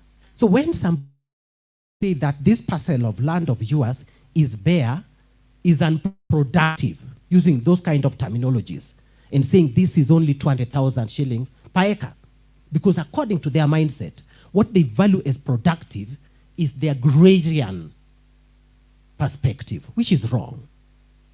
So that is one of the things that we need to deal with and recognize, even as pastoralist communities, that our land, the way they are good, they are valuable, they are also cherished, and they are our source of heritage. So we don't have to say, I wish I was born in Kiambu or Kisumu or where. Pale ambao ulizaliwa, kuna hiyo ardhi na kuna rasilimali ambazo Mungu amewawekea hapo ili mtumie bora kujisaidia. And it is upon us, Linus, to look at that. The other thing I wanted to also mention is that in the management of land and natural resources, the important thing for me may not be even the ownership. And I want us to look at it very critically. It is the access and user rights.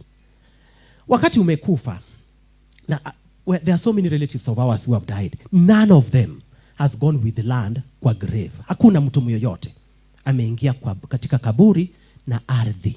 Tumeziacha zote nje. But the most important is, how did that person manage to access and utilize the land to benefit himself and the community. So it is about the benefits and how we are able to use sustainably land and natural resources to prosper ourselves. So it may not be the ownership. I may not have a cheti. And I want to tell you, Linus, I come from Kisumu County. My grandmother, Moni Kodek, who died at 85 years of age, did not see what a title is.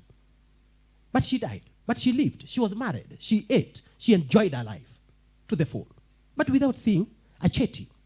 So the whole thing is, do communities have adequate access and user rights, especially the women? As long as they have that, they will do everything that they want. And so we should not have other or bring other people's cultures to corrupt our already inbuilt culture and traditional systems on how we have managed our land and natural resources over time. The other thing also, which is also important, is the disaster risk reduction. Today we are grappling with so many disasters. Na sisi kama wana Kenya tumeona changamoto ya ubadilishaji wa hali ya anga. Na tukiangalia mambo ya drought au kiangazi imetuchapa sana, asa pastoralist communities. And you can see that we just do what we call oscillating. We oscillate between extreme weather events, that is drought, and flash floods. Saa hii kuna mvua imeanza, and we don't know the intensity. But the intensity could be even disastrous. Tulikuwa tunaomba Mungu sana tupatie mvua. Kini mvua ikija, basi inakuja na changamoto zake. So how do we deal with that? Hapa karibu tu, Kerugoya. Juzi, ama 2 days ago, they witnessed a storm. Ikakuja, ikavunja miti, ikavunja vitu mingi because of those harsh climatic conditions. So we must prepare communities to manage themselves, manage their properties, manage their settlement, so that we don't settle in highly disaster-prone areas. Kama zile sehemu chemuchemi, sehemu loevu, kama wetlands, the swamps, the riverine areas. Tunaziacha. Kuna vitu zingine za muhimu ambazo tunaweza kufanya kwa hizo sehemu au kwa hizo mchanga, which may not necessarily be urban development or human settlement. On land acquisition, I've talked about this. When we undervalue our resources and we put small values to what we think, and this is basically a technocratic point of view from the valuers, that they value specific ecosystems and give them very low value. Sehemu ambazo ziko na maji au sehemu chemichemi au sehemu leoivi like wetlands are always given 0 rating during valuation. But to us as communities, those are the areas that are more important, and we attach a lot of value than the traditional academic perspective about land valuation. So we must change those narratives and perspectives about the values of our natural resources, because they are bigger than what we think or what we can imagine. My last statements are 3. 1 is the need for us to shift, to undergo a paradigm shift from corporate social responsibility. What is corporate? And who determines what is corporate? A corporate is basically a volunteer thing, ya kwamba nitakupatia hii, nitakupatia 500, nitakujengea choo. But we want to go beyond that and see real and meaningful and tangible benefits from the use of land and natural resources. Hatutaki watu wanakuja wanatupatia vitu ndogo ndogo za aibu, kama kujengewa choo, kama kupatiwa maji kidogo. Basi hizo vitu ndogo ndogo za aibu hatutaki kamwe. Tunataka real meaningful benefit of our land and natural resources. So we are not going to talk about corporate social responsibility. I'll be talking about benefit sharing. Wakati nilikuwa huko Kajiado, my friend Ole Murukuku kaniambia, wewe nyinyi watafiti mumekuja hapa, wataalam, wasomi, mumekuja hapa mnatafuta njia za wanyama wa pori. But I need food to put on the table. I need school fees for my children. How will this wildlife conservation put food on the table? That is the concept of benefit sharing. That is the kind of model that we need to construct so that local communities are able to see benefits directly and even indirectly, and that they are able to relate with those benefits. Currently, there's a whole global climate change discourse going on. We've just completed the COP27 in Egypt. And one of the key resolutions in that particular conference of the parties liners, together with the team, is the loss and damage. Wale ambao wanatoka Baringo, kamishna wangu, Commissioner Dr. Elena Shuru ako hapa. If you look at the lives of Ilchamus in Baringo, wale ambao wanakaa karibu na Lake Baringo, Lake Bogoria, wamekuwa na changamoto on what we call the rising lake levels. They lost their land, they lost their livelihood, they lost their houses. They had to be housed outside and provided with temporary accommodation. So they have lost, but they have lost as a result of the changing climatic regimes, which has manifested in form of rising lake level. So how do we deal with that?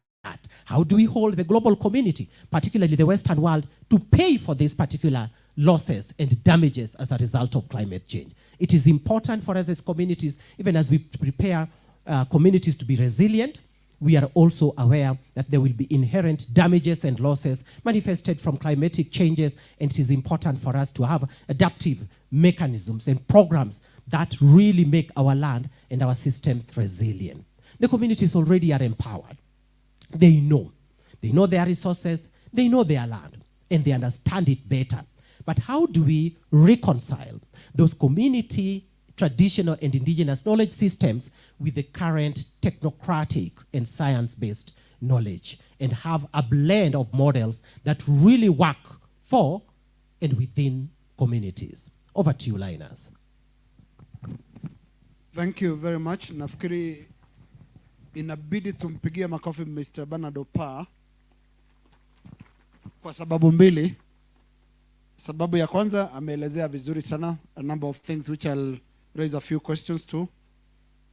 Sababu ya pili, amesema ametoka Kisumu. Na hiyo Kiswahili ni ya Kisumu kweli? Hiyo Kiswahili unaweza zungumza tu ukiwa na nyuki, sio Kisumu. Pongezi sana. But Bernard, if I could just try and push you towards a verdict. If you can issue a verdict on the issue of this balance between access and rights to usage and the question of ownership. Because when we sit here, we are listening to communities that are pressing very hard on the issue of ownership. But you've given them a very different perspective of access. Where do we draw the line? Are these communities asking the right questions, or are they backing up the wrong tree? Yeah. Thank you very much, Linus. I talked about the whole bundle of rights. Access right is one of the most important. If I can access food, I can access water, I can access pasture for my livestock, I can access a salt lick. Kwa wale ambao wanatoka kwa jamii ambao wako na mifugo ambao wanataka ama wanahitaji salt lick, I can access that and nobody denies me that. I am okay. I am also okay if I can have the rights to use that land and natural resource. I will be okay. But I am also even better if I can own that resource. So there is need for us to strike the delicate balance between the different bundles of rights in a systemic and in a structured manner.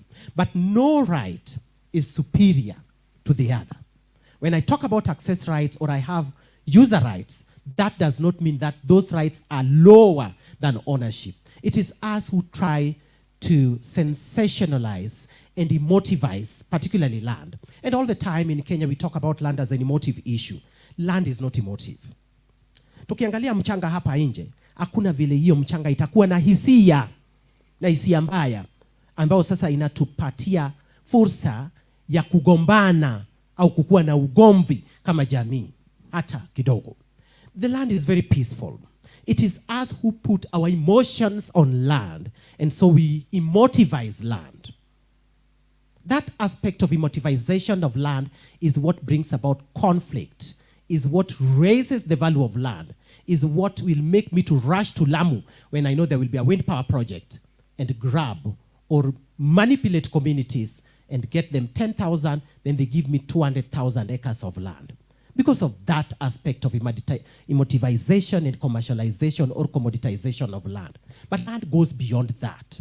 And it is important for us to look at land from a bigger resource. And it is the first resource that all Kenyans are actually blessed with.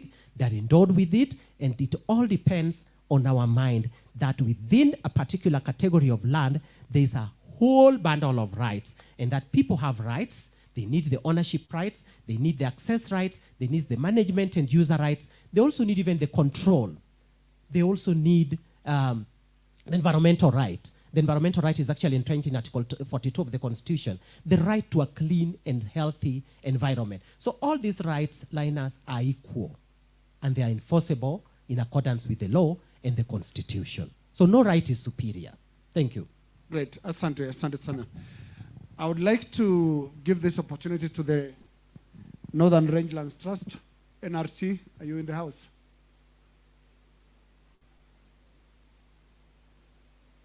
NRT, a representative of NRT.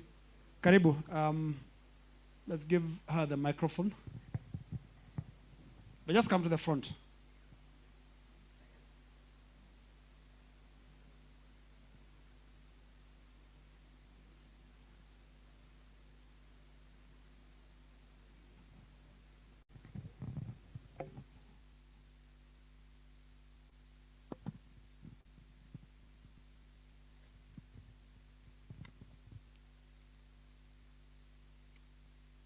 I think your specific question came from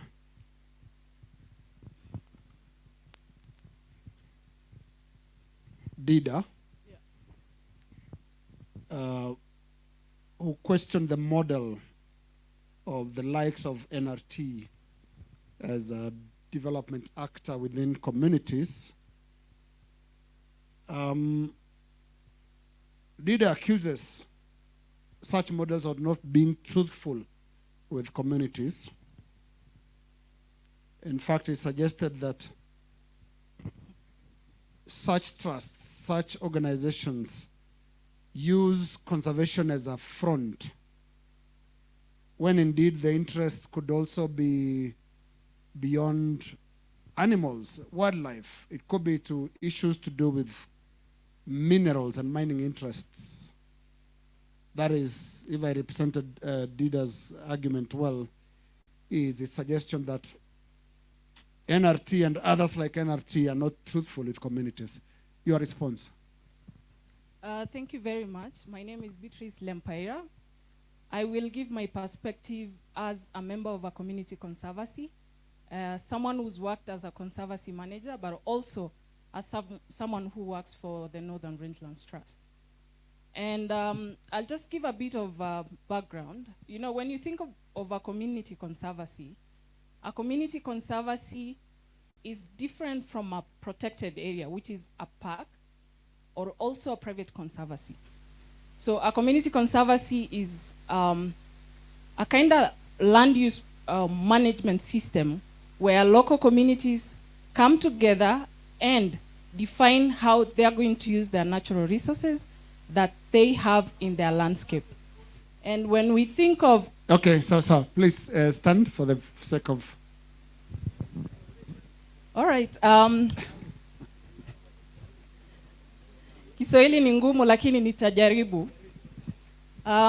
Kama nilivyosema, nitazungumza kama member wa kutoka Community Conservancy. Mimi ni mzaliwa wa Laikipia na pia ni kwamba nimefanya kazi kama Community Conservancy Manager na pia kama mfanyikazi wa the Northern Rangelands Trust. Na kwa kifupi nitasema kwamba kuna tofauti ya park ambayo ni protected government park, kuna private conservancy na kuna community conservancy. Kwa kifupi, community conservancy ni conservation model ambayo wenye nchi ama wenye community wamekuja pamoja ili kuona jinsi ambayo watatumia ile rasilimali iko kwenye hiyo ardhi yao. Na kwa mfano, ukiangalia pastoralist ama communities ama indigenous communities, huwezi tenganisha wanyama pori, ardhi, ile rasilimali yote natural ambayo tuko nayo kwa nchi yetu na njia yetu ya pastoralism. Na kwa hivyo community conservancy model ilikuja kwa sababu ya zile changamoto zilikuwa kwa zile tunaita fortress conservation ama zile national ama protected areas ambayo conservation ilikuja nayo. Na hatupingi kwamba conservancy ama conservation model ilipokuja Kenya na Africa iko na hiyo historical colonial processes. Community conservancy inakuja kujaribu kuona njia gani ambayo italeta communities kuingia ndani ya uhifadhi. Na kuguzia tu katika Northern Kenya, communities wako na zile tulikuwa tunaita group ranches zimetransition into community lands. Na kwenye land haijakuwa registered, tuko na unregistered land. Na kama vile muliguzia jana, tumekuwa na changamoto kwa mpangilio ya land registration. Na kwa Northern Rangelands Trust, tunafanya kazi na community conservancies in the northern part of the country, ambayo ni mfano Ilwesi Conservancy, Kalama Conservancy, ambayo wenye ardhi wamekuja pamoja kuangalia ni njia gani watatumia zile rasilimali. Na kwa hivyo kuna conservancies wako na lodges, kuna mipangilio ya matumizi ya nyasi na hiyo yote. Na kusema kwamba Northern Rangelands Trust inaleta mizozo ama kuchukua ardhi, kwa kweli ardhi zote ambazo ziko kwenye conservancies they are owned ama iko na wenyewe kwa kile area. So if you go to Kalama or Ilwesi, the land of Ilwesi Conservancy is owned by the members of Ilwesi ambao wako register na community land. And so the role ile NRT inafanya ni kuleta zile jamii ambao wanajihusisha kwa kazi ya conservation pamoja ili waweze pia kutafuta njia ya kufaidika. Na kuguzia tu zaidi ni kwamba unajua maneno ya conservation iko kwa government. Na wao ndio stewards wa wildlife conservation. Na ni processes ambayo sisi kama pastoralists ama indigenous people tusipojiweka tayari pia itakuwa tu kama hiyo shida tuko nayo kwa maneno ya land. We have to organize ourselves. We have to be prepared and get the right processes ambayo ita harmonize our way of life, pastoralism, but pia iweze kubenefit sisi kwa zile rasilimali tuko nayo. Na njia moja ambayo sisi tunaona ni conservancies. Nafikiria hata kwa hii kikao kuna wale members ambao ni members of the conservancies. They can share, wanaweza sema historia yao. Changamoto kwa kila region ni tofauti. Ukikuja Isiolo County, zile challenges wao wako nayo ni zaidi ya region nyingine. Ukikuja mfano Samburu County, issues of the county government has really supported conservation. Mpaka wameweka bill ambayo inakuja kusupport conservancies zao beyond kutegemea donor world. You get? So tukikuja kwa kila sehemu iko na changamoto zake. Na kusema kwamba changamoto za Isiolo ni tofauti na za region nyingine. Na there is no evidence kwamba NRT inachukua ardhi Isiolo. Kumefanyika investigation and governments are aware, and so hiyo ndio comment yangu kwa sasa. Thank you. Asante. Let's pass the mic to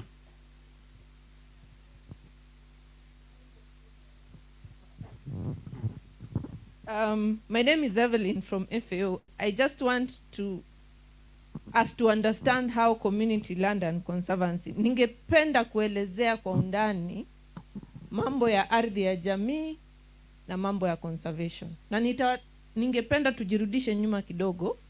Niliongelea jana aina 3 ya ardhi. And I still want to insist. I'll be repeating this for purposes of hammering it in the head. We have 3 types of land. We have public, private, and community. And I want to give an example. Maybe NRT wamenukuliwa vibaya ama hawakueleweka vizuri. But then I'd like to explain that further if you allow me. Ukiangalia, na ninapenda kupatiana mfano, ukiangalia kama Kalama Conservancy, hakuna siku utaingia kwa ofisi ya land ama ya ardhi upate title ambayo imeandikwa Kalama Conservancy. Wangapi hapa wanatoka Kalama? Title imeandikwa nini? Imeandikwa Girgir Community Land. Okay? And the conservancy area ni portion tu ama ni sehemu tu ya hiyo ardhi ya jamii. Na ningependa kuelezea kwa undani kwamba wakati jamii ama community inafanya kitu ambayo tunaita land use planning, mpangilio wa ardhi. Ninajua kwa Kisamburu huwa tunaita Ramato Ngulupo. Sivyo? Hiyo ni mpangilio ya ardhi. Tunasema hapa tunaacha ya shule, hapa tunaacha ya hospitali, hapa tunatengeneza grazing block, na vile vile kuna sehemu ambayo mtaacha ya grazing, ya conservation. Na kwa nini huwa mnaacha ya conservation? Kwa sababu mmeona kwamba mko na rasilimali ya wildlife ama wanyama pori. Maybe na huwa inafanyika ili muweze mkuze mapato ya jamii. Maybe an area that needs or a gap that NRT needs to close. Wakati mnatengeneza hiyo conservation committees, they overpower the overarching management committee ya community land management, and that is where the challenge is. So unapata jamii wanajichagua, wanatengeneza hiyo management committee ya conservation, sivyo? Maybe NRT just oversees, but kwa sababu conservancy ndio iko na pesa mingi, unapata kwamba wanashinda ile CLMC nguvu ambayo imeshikilia ardhi yote. Kwa hivyo hakuna siku, na watu wa lands wako hapa, wataandika shamba kwa jina ya NRT. Maybe adjudication, you can also talk about that, so that we don't keep hammering an organization that is only promoting issues of conservation. I want to...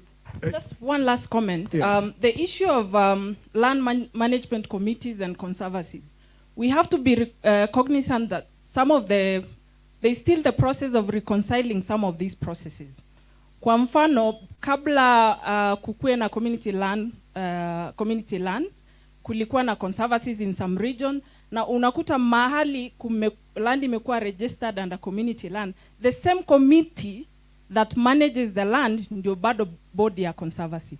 So there is still processes and transitions to reconcile all these processes to ensure that, you know, at the end of the day, ni njia gani ambayo community ita benefit from the land itself, from the resources that they have. Thank you. Thank you. I want to give this chance to Dida first. Dida? Yes, for kidogo clarification, yes. Sasa. Okay. Kwanza nashukuru sana dada yetu hapa, kwa sababu kule kwetu wale wanahusika, wale wamewahi kula shilingi 100 ya NRT, ukiita hawezi kuja. Nimshukuru zaidi.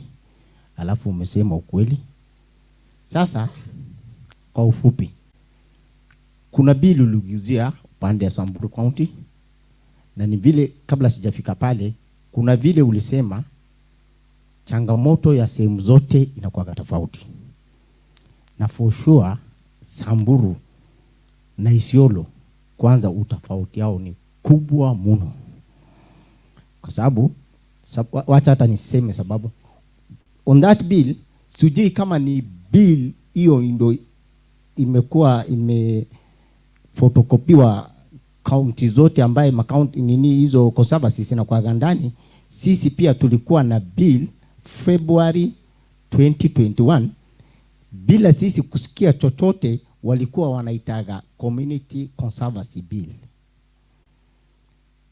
In a nutshell, the theme of the bill was to legalize and register all existing community conservancies. Coming to your point, Ndio nakwambia hii kitu ni maarifa ya muda mrefu ambayo imepangwa. Vile mlikuwa mnasema hapa hivi, kwa kweli ardhi ilikuwa ya Kalama na hakukuwa na shida. Wale komiti wa NRT ndio bado wako ile nyingine. So nafikiri kwa maoni yangu, na mistake, this is my personal opinion, vile vile nimeona kitu tofauti huko, after the transition of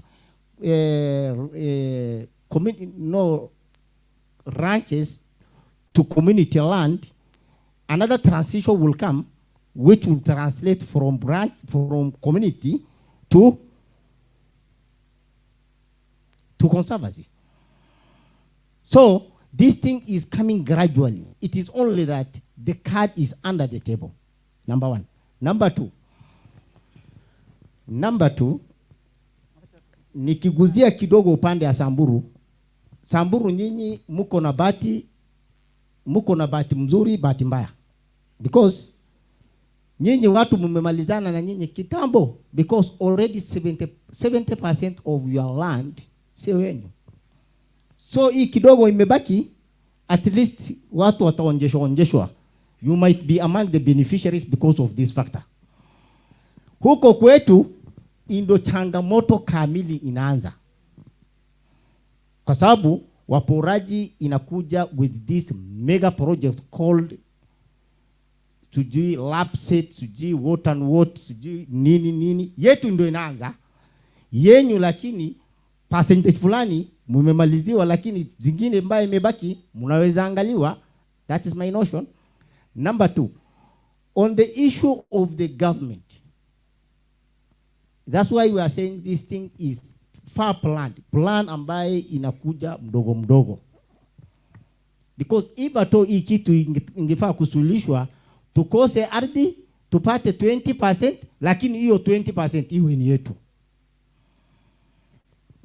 So I think upande yetu ni tofauti, bado nitaguzia zingine, lakini on the same point you have said, hiyo bill tulisimamisha baada hata county assemblies yetu ku chest dump through Kenya National Human Rights Commission. Already up to now we are having that advisory letter from Kenya National Human Rights Commission ambaye ilisimamisha hiyo bill because it is completely unconstitutional in all aspects. Asante. 1 minute peke yake. 1 minute. Yes. Kwanza Dida nashukuru sana. You know, wakati tunazungumza hapa ndio tutaelewa zaidi. Na ukisema kwamba NRT committees, NRT does not have a committee. Kwa sababu nani anachagua kamati ya group ranch, ya community land ama ya conservancy? Ni members wa kijiji ama wa kile conservancy area ama group ranch area. So NRT does not have a committee. Wale wamechaguliwa na wenye ardhi na wenye conservancy ndio wanawaongoza kwa ile mpangilio wako nayo. Na ni mzuri kwa sababu unajua ni mzuri kuja kwa conferences na kuzungumza, lakini pia turudi kwa sababu mukikataa kuangalia zile policies mnaweza fanya kazi nayo kupitia county yenu, pia mnanyima jamii yenu nafasi ya kusaidiwa na government processes zaidi ya donor world. So lazima pia tujitolee kukua problem solvers, si problem creators. Asante. Asante sana. Asante sana. Naona mikono mingi iko juu, na vile tutafanya, tutabadilisha panel kidogo,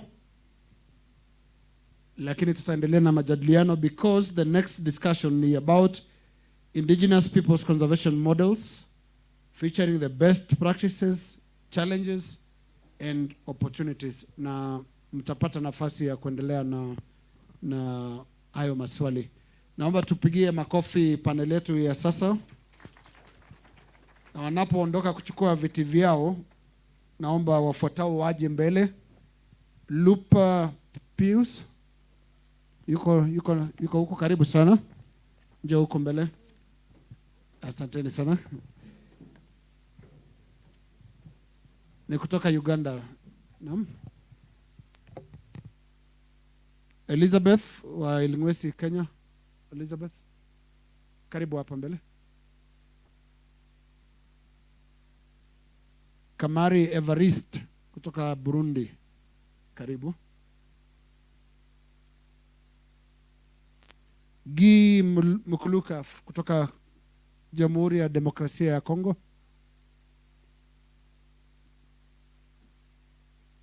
Mukayiranga Monique kutoka Jamhuri ya Rwanda. Mukayiranga, uko wapi? Karibu sana. Napir Renkidong kutoka Tanzania.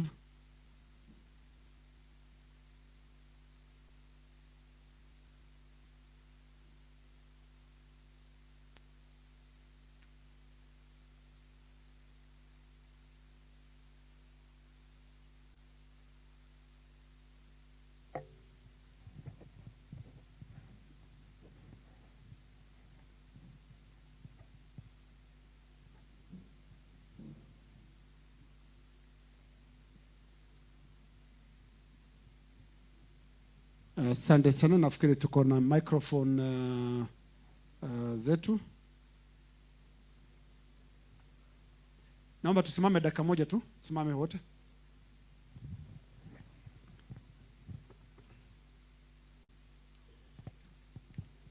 Stretch namna hiyo. Stretch ni kama unataka kuongea. Inua mkono ni kuone zote mbili. Ndio nikupe nafasi ya kusema. Angalia nyuma kabisa huko. Haya, kando upande wa kushoto. Kushoto ni huko. Alafu upande wa kulia. Haya, tuiname kusalimiana kijapanisi la heshima. Haya, tuinue tena. Alafu tuketi, asante.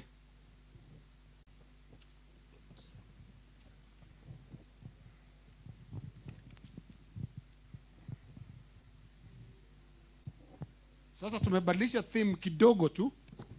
Kidogo sana.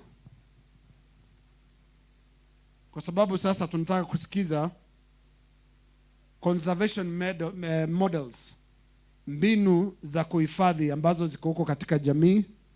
Na hapa kwenye panel tutaelezewa, kila jamii ambayo imewakilishwa hapa itatuelezea ni mbinu gani imefanya vizuri na ni mafunzo gani walipata wanaweza kutupatia pia, na pia wanaweza kutuambia challenges ama shida ambazo wamepata, changamoto ambazo zimewazuia katika models hizo za conservation ama models za kuhifadhi either mazingira ama njia ya kuishi.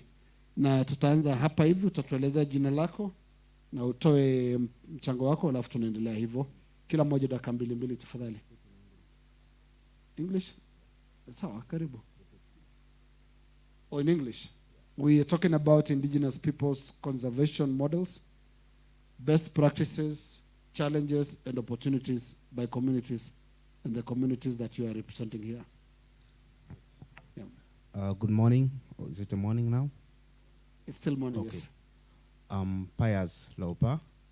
I represent the Karamojong Pastoralists from Uganda and the International Year of Rangelands as a co-chair. I'm going to talk about how conservation is affecting Indigenous people in Uganda. And first of all, the Indigenous people population in Uganda is about 1.2 million people, which includes the Batua, Benet, Karamojong Pastoralists, Basongora, and the Hik and the Tepes, which are also hunters and gatherers.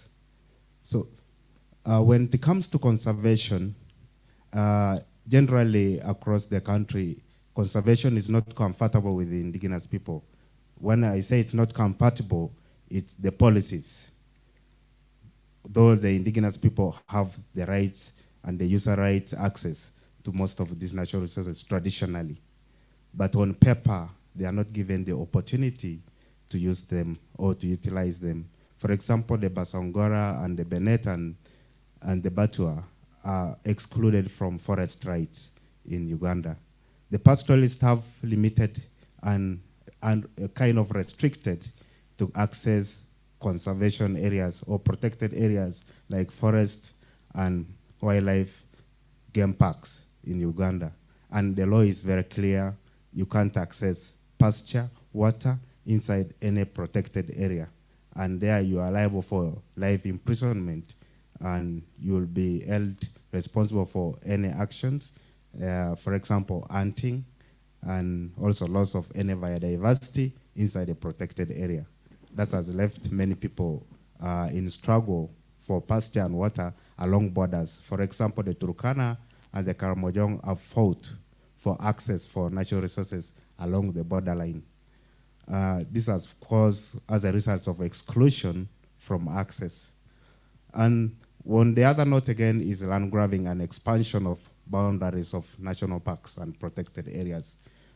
These extensions are provided that the minister has rights to accent for any expansion without questioning how these lands have been expanded.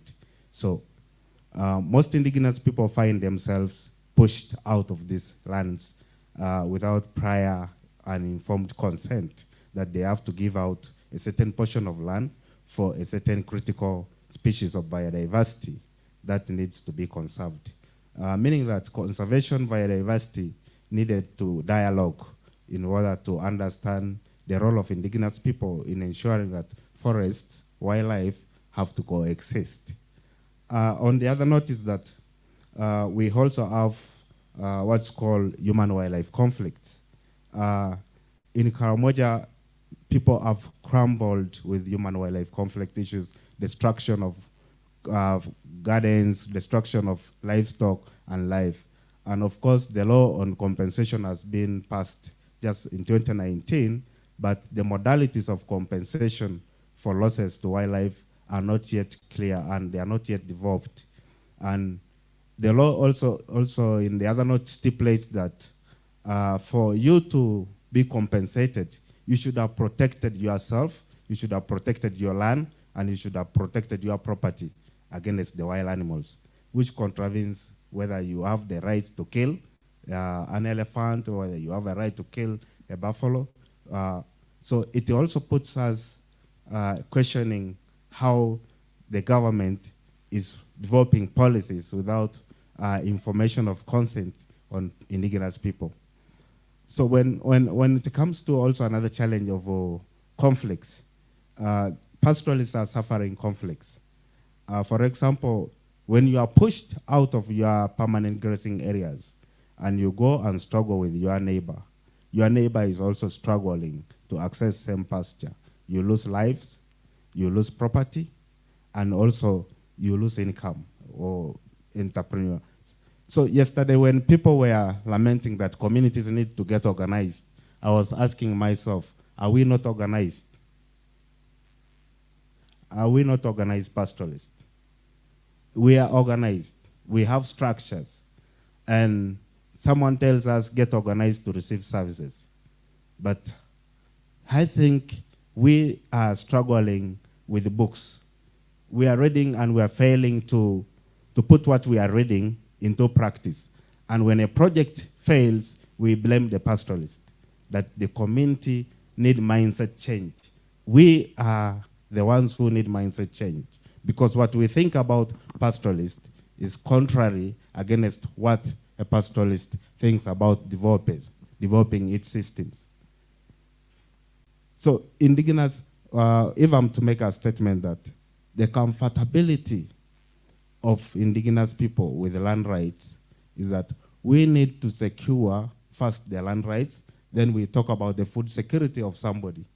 If you have unsecured land rights, you will not see food on the table, even in the State House of Kenya, in the State House of Uganda, because the food is coming from that rural woman who is daring to cultivate, and we say, I need indigenous food, I need organic food without chemicals and what.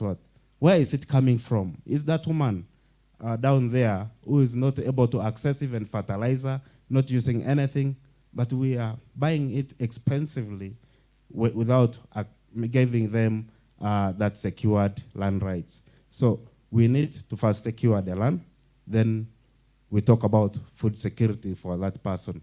Without that, we are wasting time. Then also policy leaders should be understanding the rangelands. Someone was explaining about the bundles of rights. That person was right. And of course, another person was like, we should adopt new policies on how to manage our livestock. No, we can't house a cow. And we every day work to carry away the poo out every day. And so we are kind of emitting gases in our environment. We have to cultivate pasture. We have to cultivate soil to feed these cows. Yet we are already struggling to feed the population. How do you work for a cow? Yet a cow can graze freely and have its own food the way we are doing it. Our role is to manage a cow, not to cook and feed the cow. Okay? I'm sure we understand what I'm trying to explain.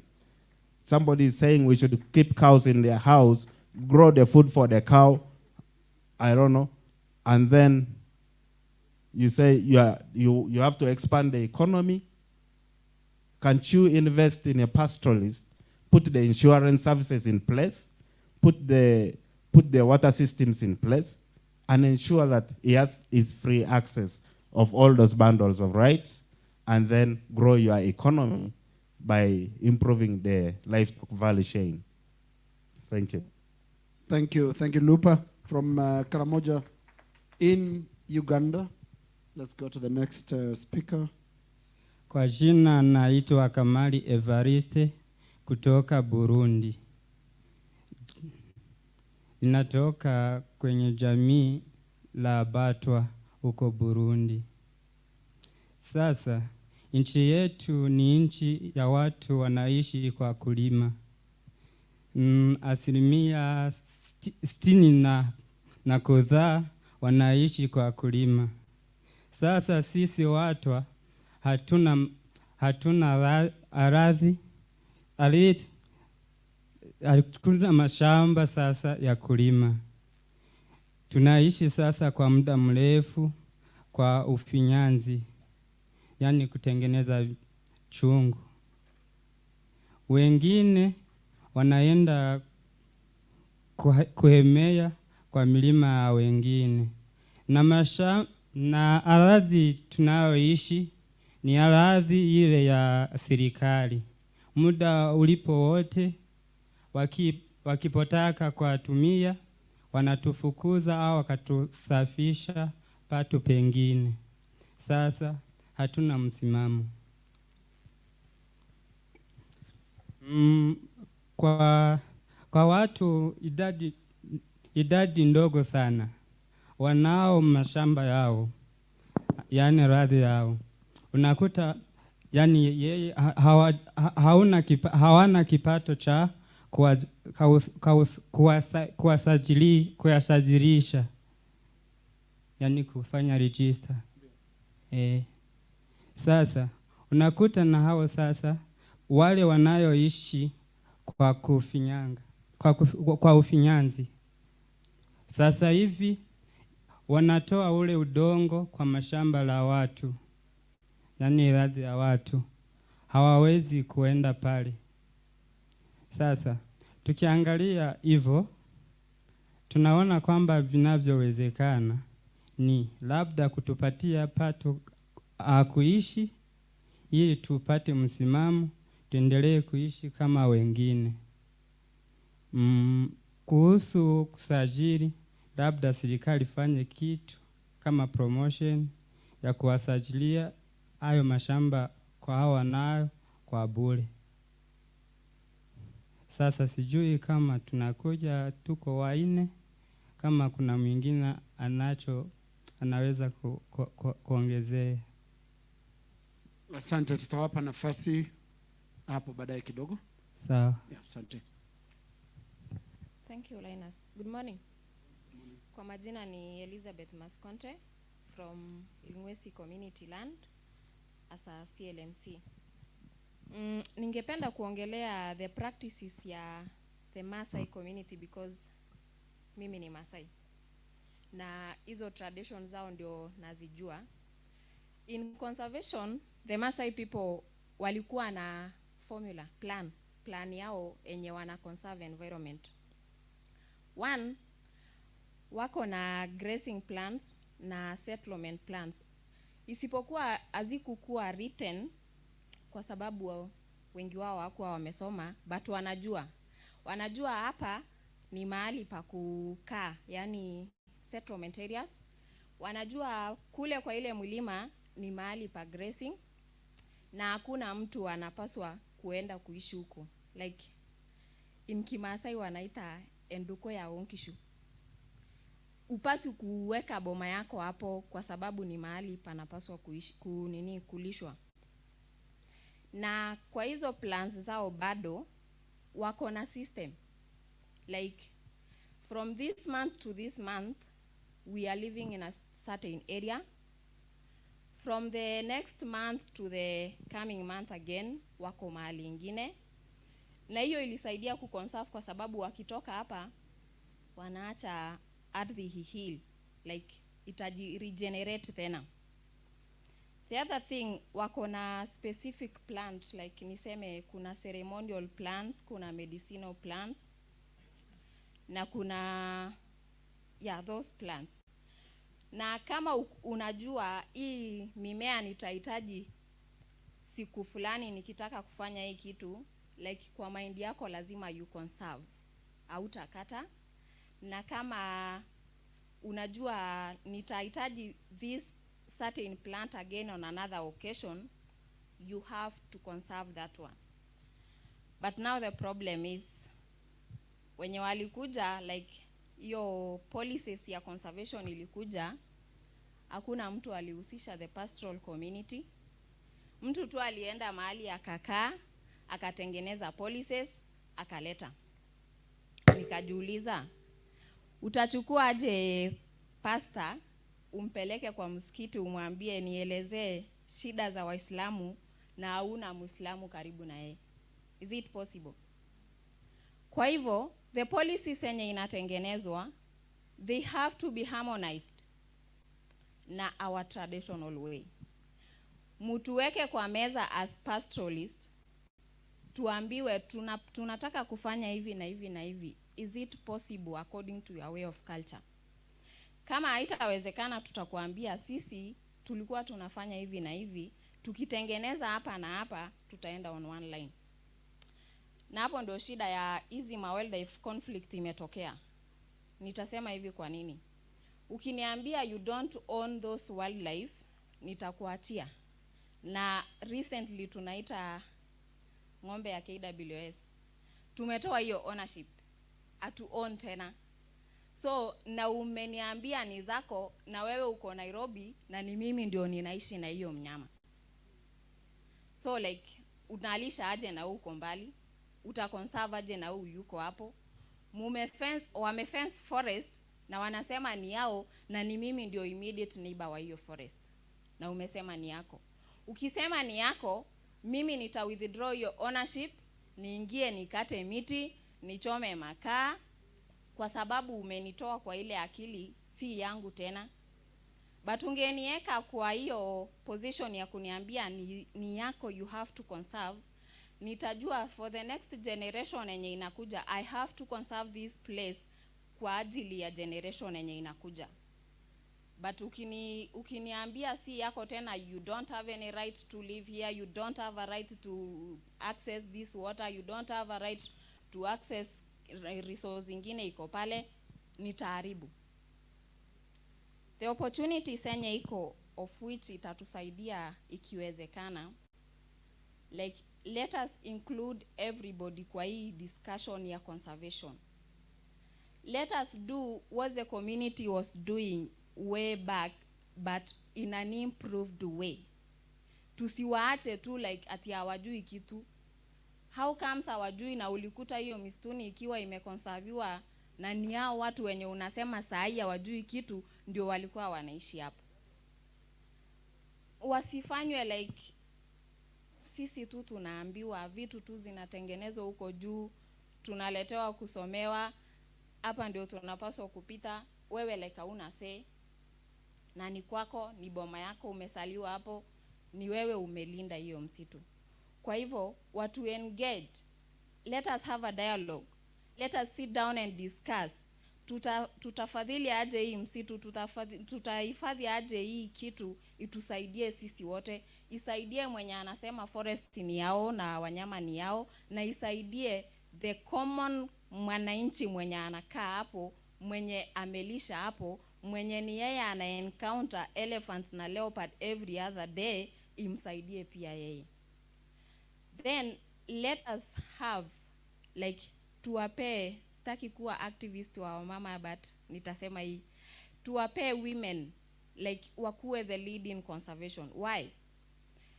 Mwanamke every other time anakumbuka kuna mtoto. Hata sasa ukienda kwa mafamilia utapata like kuna shosho wa 90, ukimpea chakula atauliza kama like kijana yake firstborn amekula, na yeye pia ako 60s. So mama lazima atakumbuka tu kuna mtoto. Hakuna siku mtoto atakuwa mkubwa kwa mama yake. So like tukipea wa mama wakuwe lead in conservation, wanajua kuna the coming generation na hao hatasahau. Like it is nature in them. Kwa hivyo, in conclusion, let us have a dialogue. Let us include the communities. Let us include the direct people in those areas we want to conserve. Wakuwe na say, wakuwe na stand in those policies we are making in conservation. Thank you. Thank you. Thank you very much, Elizabeth. Let's pass the mic to the next speaker. Jambo tena. Asante. Kwa majina ni Gi Makuluka Mkumo kutoka DRC. Kwa kwanza napenda kushukuru Impact na wengine wote kupitia directeur wangu ambao aliweza kukamata ma relation pamoja na Impact ili tukuje kupeana mawazo kwa ajili ya uchungaji bora wa mazingira na udongo. Na kwa hiyo tunatumika katika kikundi ambao kinaitwa Programme Intégré de Développement du Peuple Pygmée au Kivu. Na kwa hiyo tunakuwa watu ambao tulikuja tunatoka kwa territoire ine na province moja. Kwa wale watu ine tunakuwa watu ine wa province ya Nord Kivu na mtu mmoja kutoka kwa province ya Sud Kivu, ili tuweze kupeana mawazo sawa gisi wale ambao walikuwa mbele. Ni kusema tatizo ya sisi Wambuti ama wakaaji wa asili, kila fasi wanakuwa na tatizo lao, na kwa namna sisi tunaishi tunaiga sana, tumekwisha kupoteza asili yetu tukishurutishwa na wale ambao walitukuta ambao wanakuwa majoritaire kwetu, na hiyo inatuletea shida zaidi. Zaidi ya mada nitasema hiyo ambayo mnaita kwa Kiingereza challenge, ambayo inakuwa defi. Sisi tunaita inakuwa defi. Na defi tunayo ni kusema kupoteza kwanza udongo ama kupoteza ardhi. Inakuwa kabisa tatizo ya kwanza. Tatizo la pili, kupoteza uasili ambao tulikuwa nayo zamani. Na ya tatu inakuwa kushirutishwa mazingira ambao sisi tulikuwa tuishi ndani. Hii inakuwa shida ambao tunaipitia katika nchi yetu. Na tuliwaza ni sisi wenyewe, lakini ninaona huku nako ni hivyo tu. Kunakuwa ambao inakuwa yale ambao tuliweza kupata sawa vile somo ndani ya hiyo matatizo, ilitufunza kujua kuishi na wengine na kujua kujigaramia na kujua kujitetea. Yaani ilitusukuma hata twende kuona na wale watu ambao wanatutatiza, tuketi tukamate mawazo muhimu ili kila mtu aweze kupata ambao inawezekana kwa ajili ya matunda ya ardhi. Na hadi leo tunakuwa kwa hiyo kazi, tunaketi na watu makomunote zingine ili tuweze tusaidiane. Shida ni kwamba tunakuwa na serikali ambao inavamiwa na upendeleo. Ni kusema kama wewe hauna kitu, unakuwa shida sana mu maisha. Na kunakuwa hadi kama wewe haujue fuatilia sheria yako mzuri, utakuwa kutana serikali na kufuatilia wewe ambao hauna kitu, na unakuwa kwa sheria, unafungwa bila hatia. Na hata vitu vyako vinaweza hata kukamatwa, wanasema hii sehemu ya pori si yako tena, kunakuwa mtu ambao alimekwisha kuiuza. Kibarua kinatokea hata kwa waziri mkuu, anakuja na kuonesha wewe mkaaji wa chini, anakwambia ninakupatia miezi 3, maliza kuvuna na utoke wende. Alafu inakuwa tatizo sana kwa maisha ya wakaaji wa Mbuti kama sisi. Tunakuwa na vita ingine, maana nilisema tunatokea kwa materitoire mbalimbali. Kwa territoire ambayo tunatokea kunakuwa vita ya wafugaji na walimaji. Wafugaji ndio wana tatizo yao, lakini wanapitia kunjia ile ambayo sisi tunaita rushwa, kupana rushwa kwa waongozi wa nchi. Wakati we mlimaji hauna kitu, unavuna mazao ya shamba, hauna uwezo wa kupana kiasi kia pesa kwa serikali. Lakini mfugaji yeye anakuwa na ngombe 300, wakapana 2 yapunguza, na yeye anaenda kupana hiyo kwa serikali, na serikali inampatia sehemu kabambi kuzidia wewe mlimaji. Alafu inakuwa na shida, njaa imeingia, tunakuwa na nyama hatujue tutailishia nini. Wewe kukula ngombe, utakula ngombe mzima wewe bila kukulia ndizi wala kiazi, utaikula utashiba kweli? Alafu wa serikali hawaone yale yote kama ni matatizo kwa wakazi wa chini, na inatuletea sisi shida.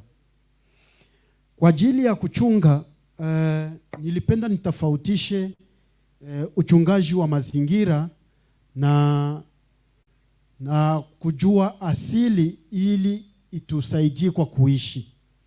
Kwa sisi wa Mbuti tulikuwa na asili kweli ambayo ilitusaidia kwa jambo lolote.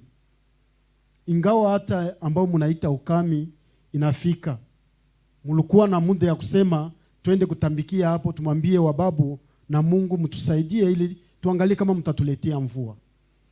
Lakini hiyo imekwisha kupotea, haiko tena. Na shida hata na magonjwa inaanza fika, inatupiga. Magonjwa nafika napiga hata ufugo tunayo. Sababu sisi watu wengi kabisa tunaishi kwa kulima, sana zaidi kwa kulima.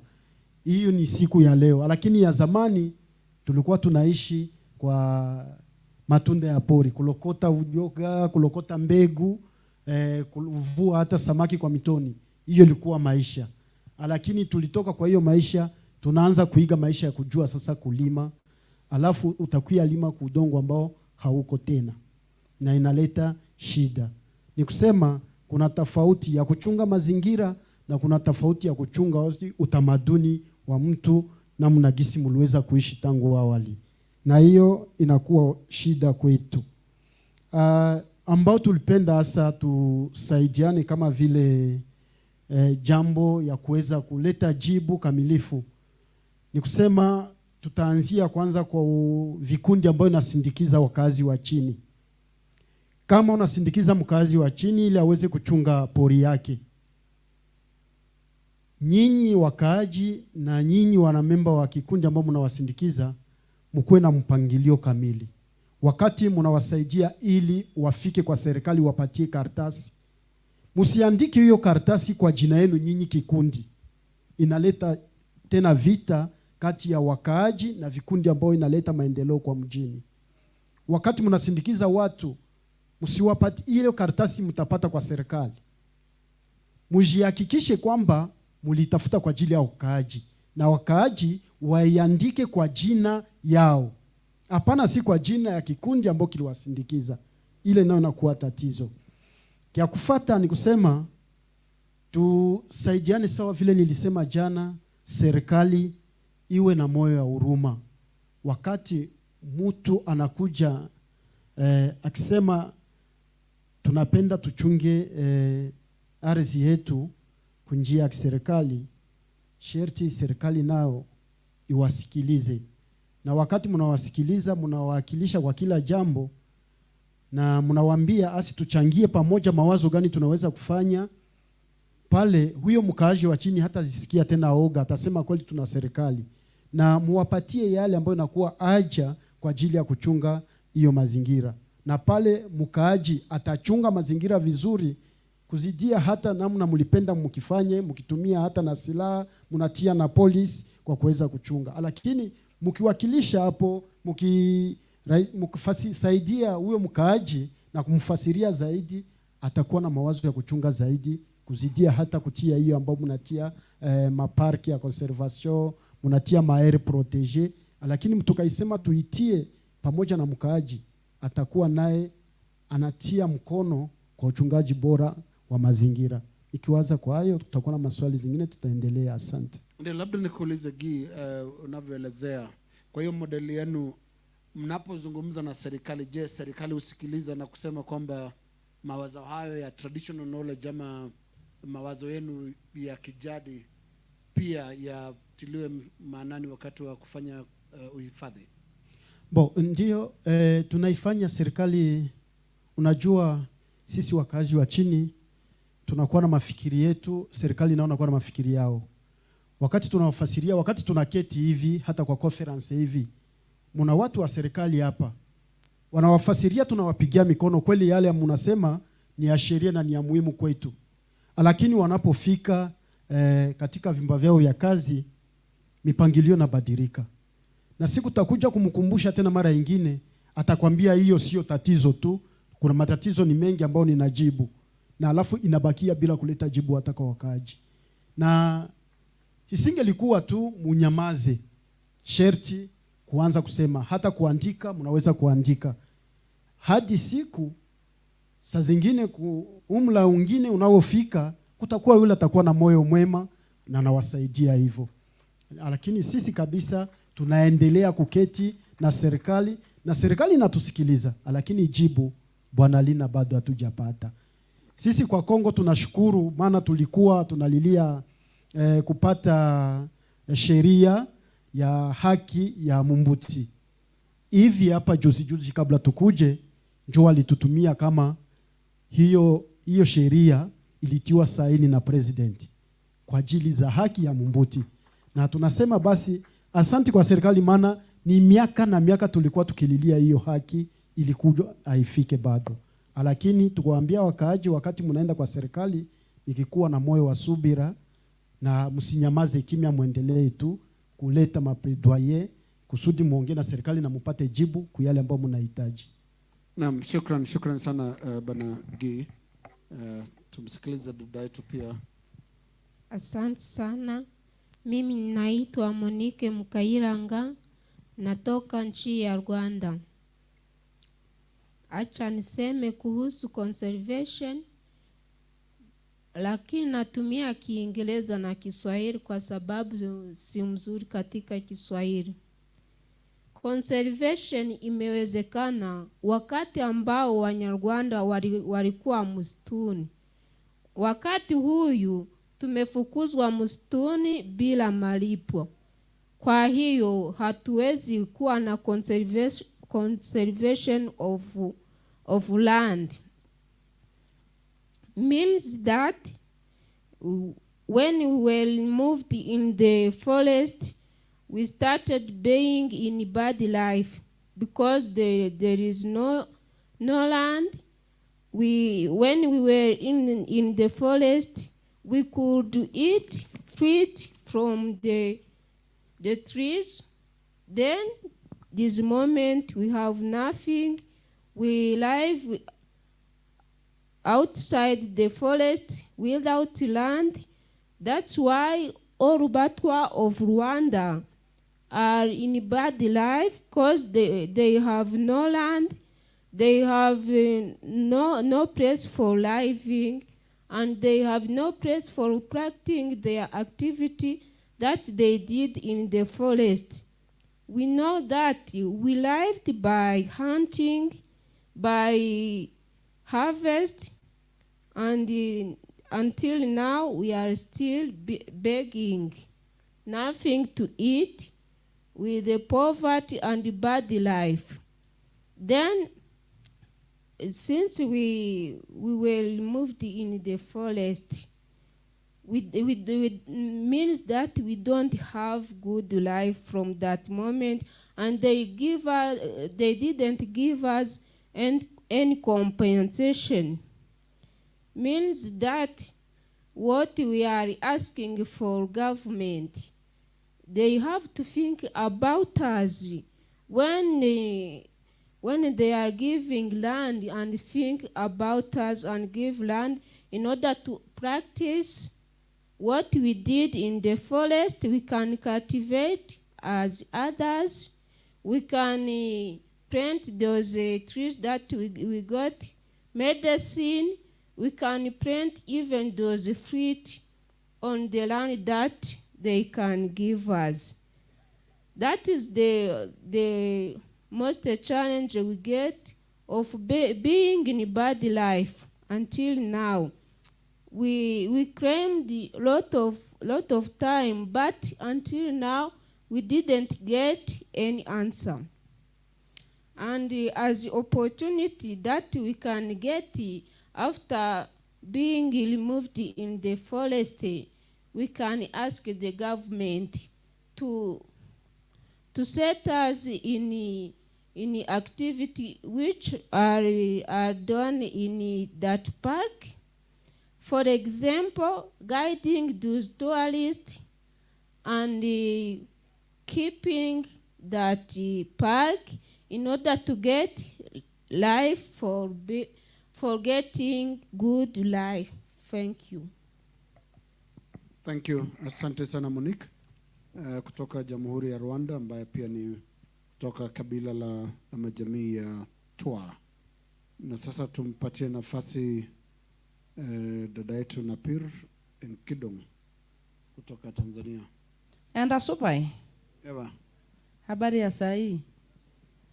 Kwa majina anaitwa Napir Ngidongi Mukare, natokea Tanzania. Mimi natokea jamii ya Kimaasai. Nazungumza moja kwa moja kuhusu uhifadhi na mazingira ardhi. Moja kwa moja, mwezeshaji niseme kuhusu changamoto ya kikao kwanza, kwamba tumekuja hapa kama wafugaji wa Afrika kubadilishana mawazo, lakini kuna mambo mengi atusikii kulingana na lugha, kwamba ingepaswa kama ni Kiingereza awepo mtafsiri, na kama kuna ambaye asikii Kiswahili atafsiriwe, na moja kwa moja kama kuna ambaye asikii anaongea lugha yake itafsiriwe, ili kila mmoja aweze kwenda na matunda kulingana na muda ambaye tumekaa hapa. Niende moja kwa moja kwenye mambo ya uhifadhi na ardhi. Mimi natokea Tanzania. Tanzania, sisi wafugaji wa Tanzania, ardhi ipo, na ardhi iko chini ya serikali, ila kwa mtu binafsi unaruhusiwa tu kuwa na umiliki, lakini chini ya serikali, ambayo serikali ikitaka kutumia kwa matumizi mbadala, unaweza ukapewa fidia, ukapewa sehemu mbadala, lakini kwa ujumla sisi ni wahifadhi wanyamapori na mifugo kwa ujumla. Lakini changamoto iko kwenye hii mabadiliko ya hali ya hewa na tabia nchi, kwamba hakuna mvua ya kutosha, pamoja na kuwa tuna ardhi, lakini hatuna mvua ya kutosha, na ile kidogo inayonyesha kwa muda mfupi badala ya kuota majani ya asili ya ile ambayo mifugo inatumia, inaota majani ambaye kwa mifugo iliyobaki kulingana na kiangazi kwa kali na mifugo mingi kuumia na kupoteza mifugo mingi, majani inaota tena majani ya kumalizia yale ng'ombe chache iliyobaki, kwa sababu inaota majani ya asili fulani ya sumu kwa ng'ombe. Lakini kwa uhifadhi, tunawahifadhi wanyamapori na mifugo. Kwa mfano kama mwaka jana, sisi tunachanganya kule kwenye malisho, wanakuwa wanachanganyikana wanyamapori na mifugo. Lakini kwa mwaka jana tu kulikuwa na katika ng'ombe kurudi nyumbani wakaja na pundamlia, bila pundamlia kuogopa kwamba ameingia kwenye boma. Sasa pundamlia imebidi tuambie vijana wapeni pumba, maana yake sasa ni njaa inamsumbua. Amepewa pumba siku 4, alivyochangamka tu kidogo, maana alifikia mahali hawezi kunyanyuka, ananyanyuliwa kama alivyonyanyuliwa ng'ombe. Lakini baadaye alivyosimama akaenda, siku ya kwanza akarudi, siku ya pili akarudi, siku ya 3 akarudi, siku ya 4 alipopata nguvu ikawa mvua imenyesha na yeye akaondokea huko. Kwa hiyo kwa kweli sisi atudhuru wanyamapori, manake moja kwa moja atuli nyamapori sisi. Kwa maana hiyo tunaomba Mungu mifugo isipotee, kwa sababu sisi hatujui chakula kingine. Tunaelekeza nguvu kwenye chakula chetu ni mifugo. Lakini jamii ya Maa ndio wanaokutana kidogo na changamoto sana, kwa sababu wamekuwa mara nyingi hawana sehemu wanaimiliki kama ardhi. Kwamba sisi tunaona ardhi ni yangu, tunasema lopololi, yani alalili, sehemu ambayo umetenga labda nini. Lakini pale inapotaka kuja kufanyika matumizi, inabidi tu unataarifiwa tu unaondoka. Lakini kwenye wakulima, manake Tanzania si wakulima na wafugaji.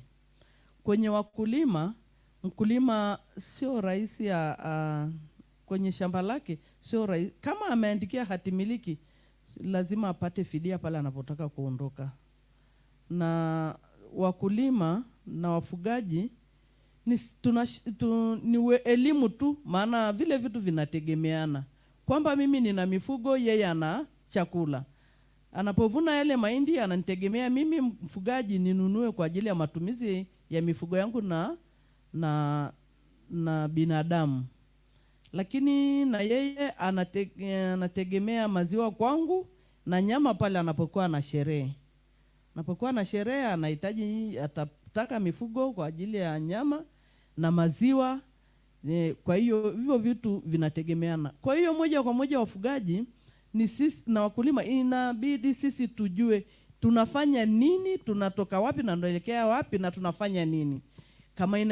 Kama inawezekana sisi wa jamii ya kifugaji wapate elimu wa kutoa ile majani famizi ambayo ndio sasa inaleta changamoto kwenye mifugo, kujituma watoe ile majani ili ardhi uweze kutunza, upate majani ya mifugo, labda hivyo ndio hiyo inatakiwa.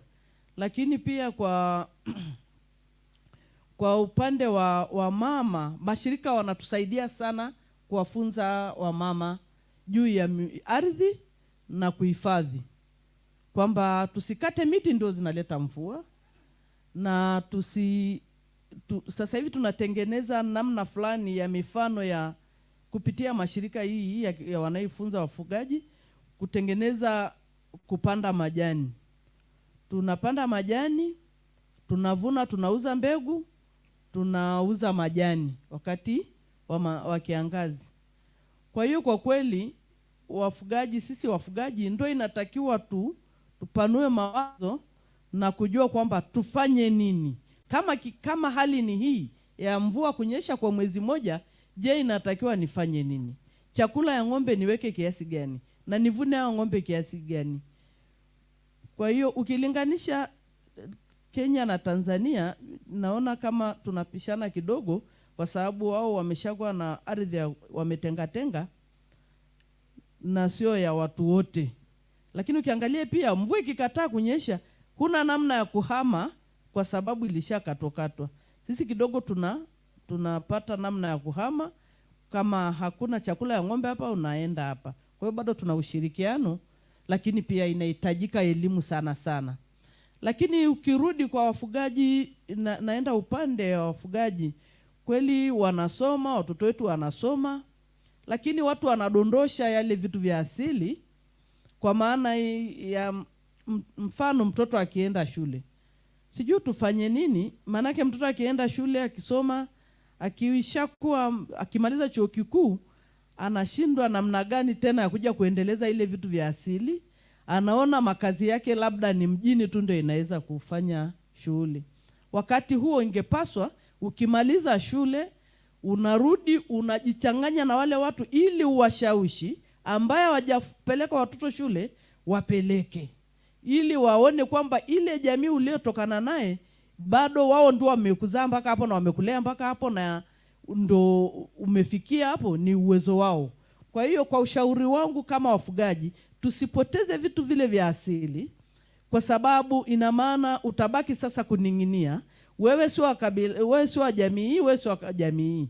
Unabaki kwamba sio mfugaji, sio mfanyabiashara, basi unabaki sasa una pa kuegemea, kwa sababu umeshapoteza vile vitu vya asili. Na ukibaki kwenye asili ukaendeleza, unaweza tukabadilisha. Kama ulikuwa unalima kienyeji, lima kisasa. Kama ulikuwa unafuga kienyeji, fuga kisasa. Kwa maana sisemi tupunguze ng'ombe, kwa sababu wengi hatuna ng'ombe, lakini tuchunge ng'ombe na tufuge kwa kutumia kisasa, kwa maana ya kuvuna. Lakini pia hiyo yote inaletwa na nini? Na elimu.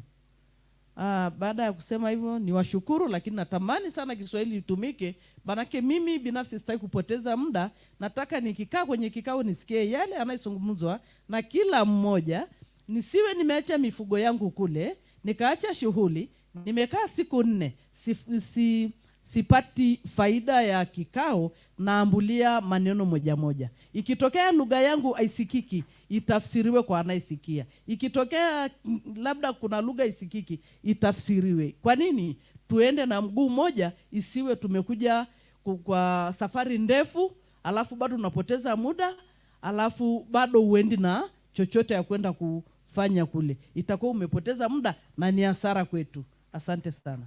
Asante sana, nafikiri ujumbe umetufikia na umefikia pia organizers wa conference hii, kwamba tujaribu kuangalia mambo ya lugha, hasa tukitumia lugha ambayo itawezekana kueleweka na kila mtu. Na sasa ni nafasi ya kuruhusu upande huu wa mkutano wetu kuengage upande huu wa my panel. Wacha tuanze na wewe, mkono wako umekuwa juu. Nakumbuka mada yetu ni ile Indigenous communities, njia za kuhifadhi ambazo tungependa kuendeleza kama mafunzo, kama yalivyoonekana katika upande wa maoni ya panelist wangu hapa. Asante sana. Kwa majina naitwa Kasao Lerat kutoka Ngaroni Group Ranch. Dakika ngapi kwanza mheshimiwa, ndio nisipoteze? Dakika mbili. Naomba unipe dakika 3. Endelea. Asante sana, shukran. Swali yangu inaenda kwa ile panel ilikuwa kwanza mbeleni, na ilikuwa inalenga kwa chairman ya Samburu County. Vile alisema, nilistuka kidogo, karibu nianguke nikiwa huku keti chini. Alikuwa anasema county ya Samburu iko on the process of kusubdivide, kutafutia kila mtu individual title deed Samburu East, mahali ambaye mimi nimetoka.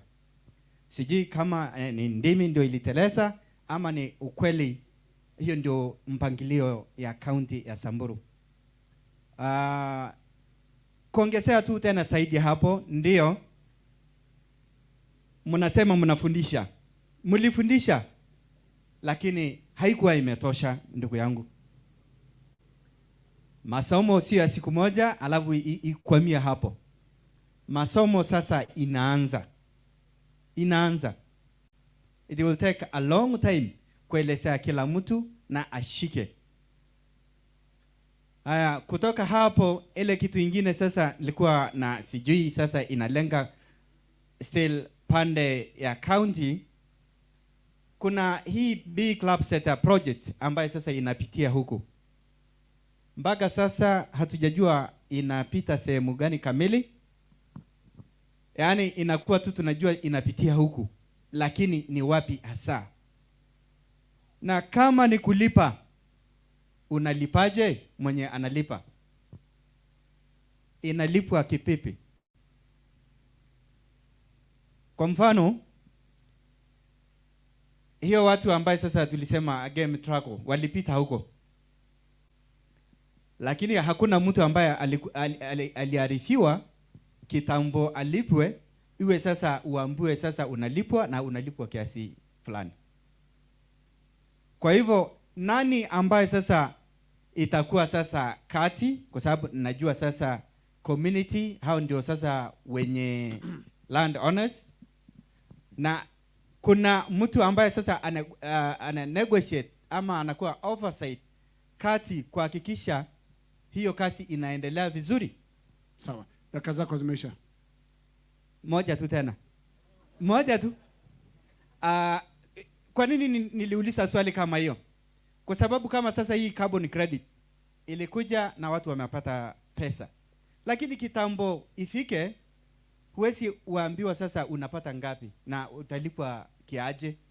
Unaambua tu okay, pesa yako ni hii, ni hivi ndio utatumia, alafu story inaisha. Ingekuwa kama sasa county ndio oversight ama ni nani, ingekuwa sasa inakuja mapema kwa community, unaelezewa vile unalipwa. Asante sana. Shukrani. Asante sana. Wacha ajibu mara moja ndio tuendelee. Asante bwana Kaikai. Ndugu yangu, nilisema si ulimi literesa. Nilisema Samburu East siko na title deeds kwa groups, na county government kwa sasa tunafanya mpango sasa, kila group, kila ranch igawiwe mtu moja moja. Nilisema kwa sasa kila mahali group ranch iko na title deed yake. Sijui kama uko na habari hiyo. Nilisema group ranches title deeds muko naso. Aya, asanti. Kwa majina mimi naitwa Kaunda Lena Mbarasio, nimetoka Samburu. I sit in the County Assembly of Samburu. Lakini nataka tu kusaidia ndugu yangu. One, nitakuwa afternoon hapa kwa panelist. I'll give a very good presentation on the status of the mambo ya lands Samburu County.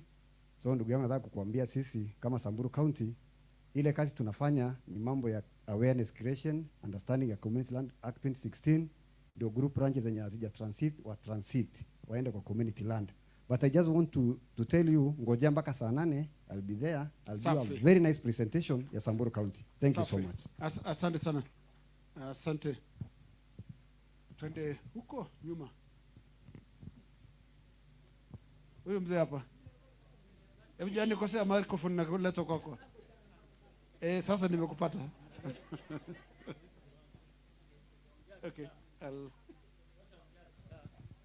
Sawa. Yes. Nilikuwa nataka kuchangia maneno mawili.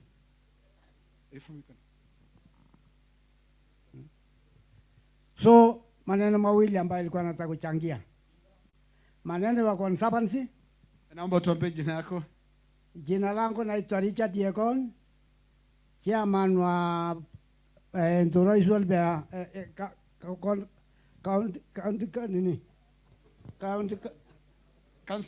Council of Elders. Yes. Pia mimi ni chairman wa Baringo LMA. Nataka kuzungumzia maneno mawili. Maneno wa ukame vile inaweza kusaidia wananchi. Vile nataka kuzungumzia maneno wa conservancy. Naona mumepotea njia.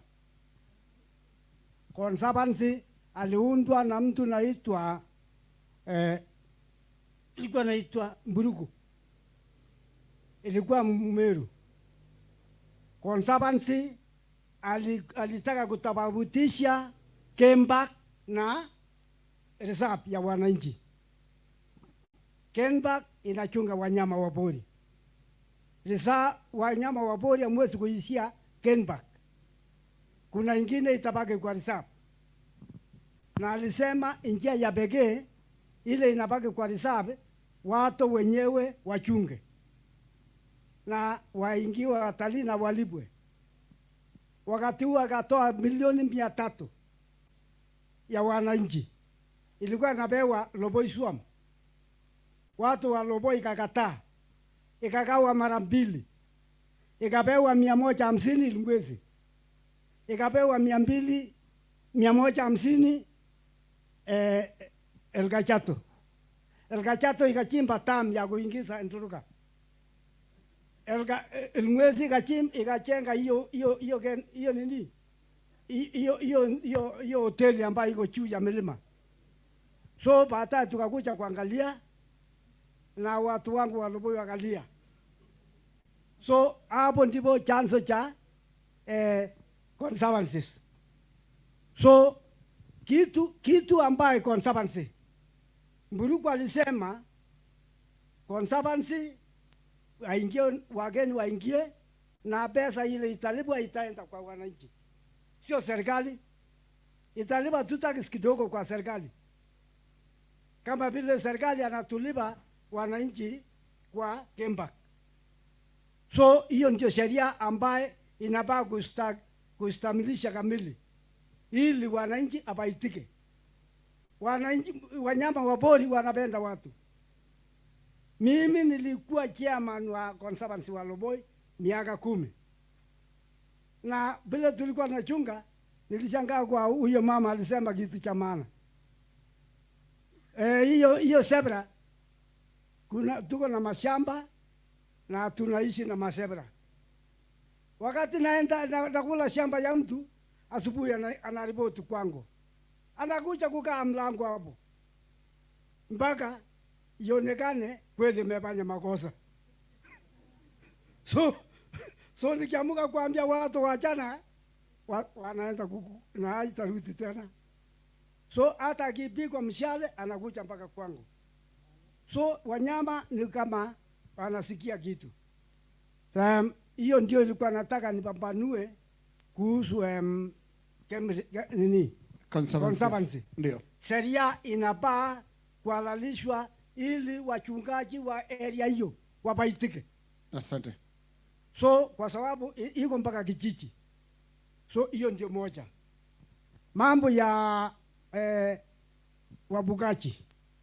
Wabugaji wanakosania nyasi na maji. So ilikuwa nataka kuomba NGOs atusaidie namna hii. Mimi nikiwa Baringo ninakaa na watu wa Bokot, wa Njemsi na watu na Wanjulei. Watu wa Bokot ni watu ambaye mekuwa na uwizi wa ng'ombe na kuua watu na kufanya vitu mingi. Nimeangalia vizuri, shida yao ni moja. Hawa wanapenda kuchunga ng'ombe na anaamini ng'ombe ni maisha ni maisha wao. Anaenda kuiba moja na hata akikuba anasema mwanaume amekuba kwa miguu ya ng'ombe. Haitambui bora tu amekuba kwa kuiba. So ilikuwa nataka nimeona namna hii. Mambo ya ardhi, nataka kuambia ninyi sisi tunachangia. Kwa sababu gani? Wakati huu ukiingia kila kona inachimbwa maji. Hii maji ya chini yakiisha, ni nini itatokea kwa Kenya? Itakauka na itasiti zaidi. So hiyo ndio ilikuwa nataka niseme tafadhali. Badala ya kuchimba maji ya chini, tupunge mamito. Na tupunge bandamis ambayo inaweza kutoa irrigation na inaweza kufanya wanyama kuishi mzuri kuliko kuchimba simu moja. Asante. So bado nipe tu nafasi kidogo. Nimekupa muda mrefu sana mzee. Bado niko na Dakika maneno moja mengi. sasa. Nipe tu nafasi tafadhali, kwa sababu sitapata ingine. So ilikuwa naomba namna hii. Tukuna mto naitwa Kinyang, ako na maji. Fikirieni maji ile inamwagika na kwenda Malek. Kuna mto naitwa Kinyang. Nataka kuomba wabatili wasaidie kupunga hiyo, ambayo itaweza kutoa irrigation ya eka zaidi ya 1,000. Hiyo ndio itafanya wakati wa Pokot kuingia shamba na kuacha wizi. Kwa sababu akienda wizi, mahindi inakauka. Mahindi iko na faida kuliko ng'ombe moja. So wananchi tukikubaliana kuchimba matamis, pandamis ya kuweza kuirrigate na kusaidia, itakuwa afadhali kuliko kuchimba na itakuwa sehemu muhimu. Nikimaliza nataka kusema hivi. Mimi natoka jamii wa Indigenous. Kesi yetu, yule alianzisha kesi ni mimi. Picha yangu ndio hiyo. Yule alianzisha kesi wa Indigenous. So kesi aliisha mwezi wa 3 2010. Mpaka saa hii hawa watu achalipwa, achazungumziwa. Wabatili NGOs utasaidia hawa namna gani? Lake Bogoria kuna kitu sijui jina lake kabisa, kwa lugha yetu tunaita saladi. Kuna vidudu ambayo ilikuwa naishi maji ya moto zaidi. So wasungu waliiba, wakaenda kufanya nini na nini, wakatoa baita kwao, wakarudisha pesa kwa Kenya. Badala ya kuingiza jamii wa Indigenous ama Lake Bogoria, wakakawa na kuisha hewani. So watu aina hiyo utasaidika kwa njia gani? Kwa sababu naona watu wengi wanataka nafasi. Nilikuwa nataka kumalizia hapo nikiomba sana sana sana, badala ya kuchimba chini tupande matamis. Asante. Tukichukua mto wa Molo River na Bergera. Asante. Asante, naomba ya microphone huko. Naomba tena tukumbuke kwamba madai kama ya sasa hivi pia inahusisha jamii zingine kutoka nje ya Kenya. Pale tuna Wakongomani, tuko na Rwanda, tuko na Burundi. Tusiwasahau na kuwazika katika mambo yetu tu hapa ndani ya Isiolo na Samburu peke yake. Karibu. Na kuna Uganda pia. Thank you very much. I'm Alex from Uganda, and I'm not comfortable with Kiswahili, so you'll excuse me. I'll use English. I have a few concerns that I would like to bring to the attention of this very important conference concerning the community that I represent. The community that I represent occupies the slopes of Mount Elgon. I'm not comfortable with Kiswahili, so somebody will have to translate. So they will occupy part of Mount Elgon. And in this conference, there is one thing I realized. I don't know whether some people sat in a meeting and they agreed to oppress the indigenous people. That's one question that I was asking myself. Because when we are in Uganda, we think we are the only ones who are being oppressed. But when you reach here, the story is similar. Every IPs are complaining. We are being oppressed. And why? And I want to ask the stakeholders that it's like we are in a bus. Even those who assume that they are safe, you will not be comfortable. The journey will not be smooth. until everybody is comfortably seated, that is when the journey will be okay. Because right now, back in my community, I've been receiving calls. They have arrested animals, children are beaten up, women have been beaten up, and the problem emanates from government. Because you find that where my people have been living, their ancestral land, they were driven out of the land, and without even putting them, having proper plans where to put them. Right now we are talking about, I was looking at a situation here where other people are raising concern about having titles. That one is even simple. For us, the situation is worse. We don't have land. We have been sent away from our own land, and we don't have that land. Over 50 years, we are struggling to get back the land. So we don't even want to think about titles. Because titling, what shall we title? Our land was turned into a national park without our consent. So there's a very big problem. People are being beaten up. The rights of women have been infringed on. The rights of children. We don't have education for the young children because we were depending on animals, grazing animals in the forest, and that was the source of livelihood. Right now, we don't have the land. And those who have few animals, when you try to graze these animals in the forest, you are shot. We have the Uganda Wildlife Act of 2019, which gives an express permission for the rangers to shoot on sight. You can imagine. And we are saying we are doing conservation while we are shooting human beings. This is really terrible. So the situation is not good. And when you look at in around 2005, through a community organization called Bennett Lobby Group, we took government to court. There was a consent judgment in court.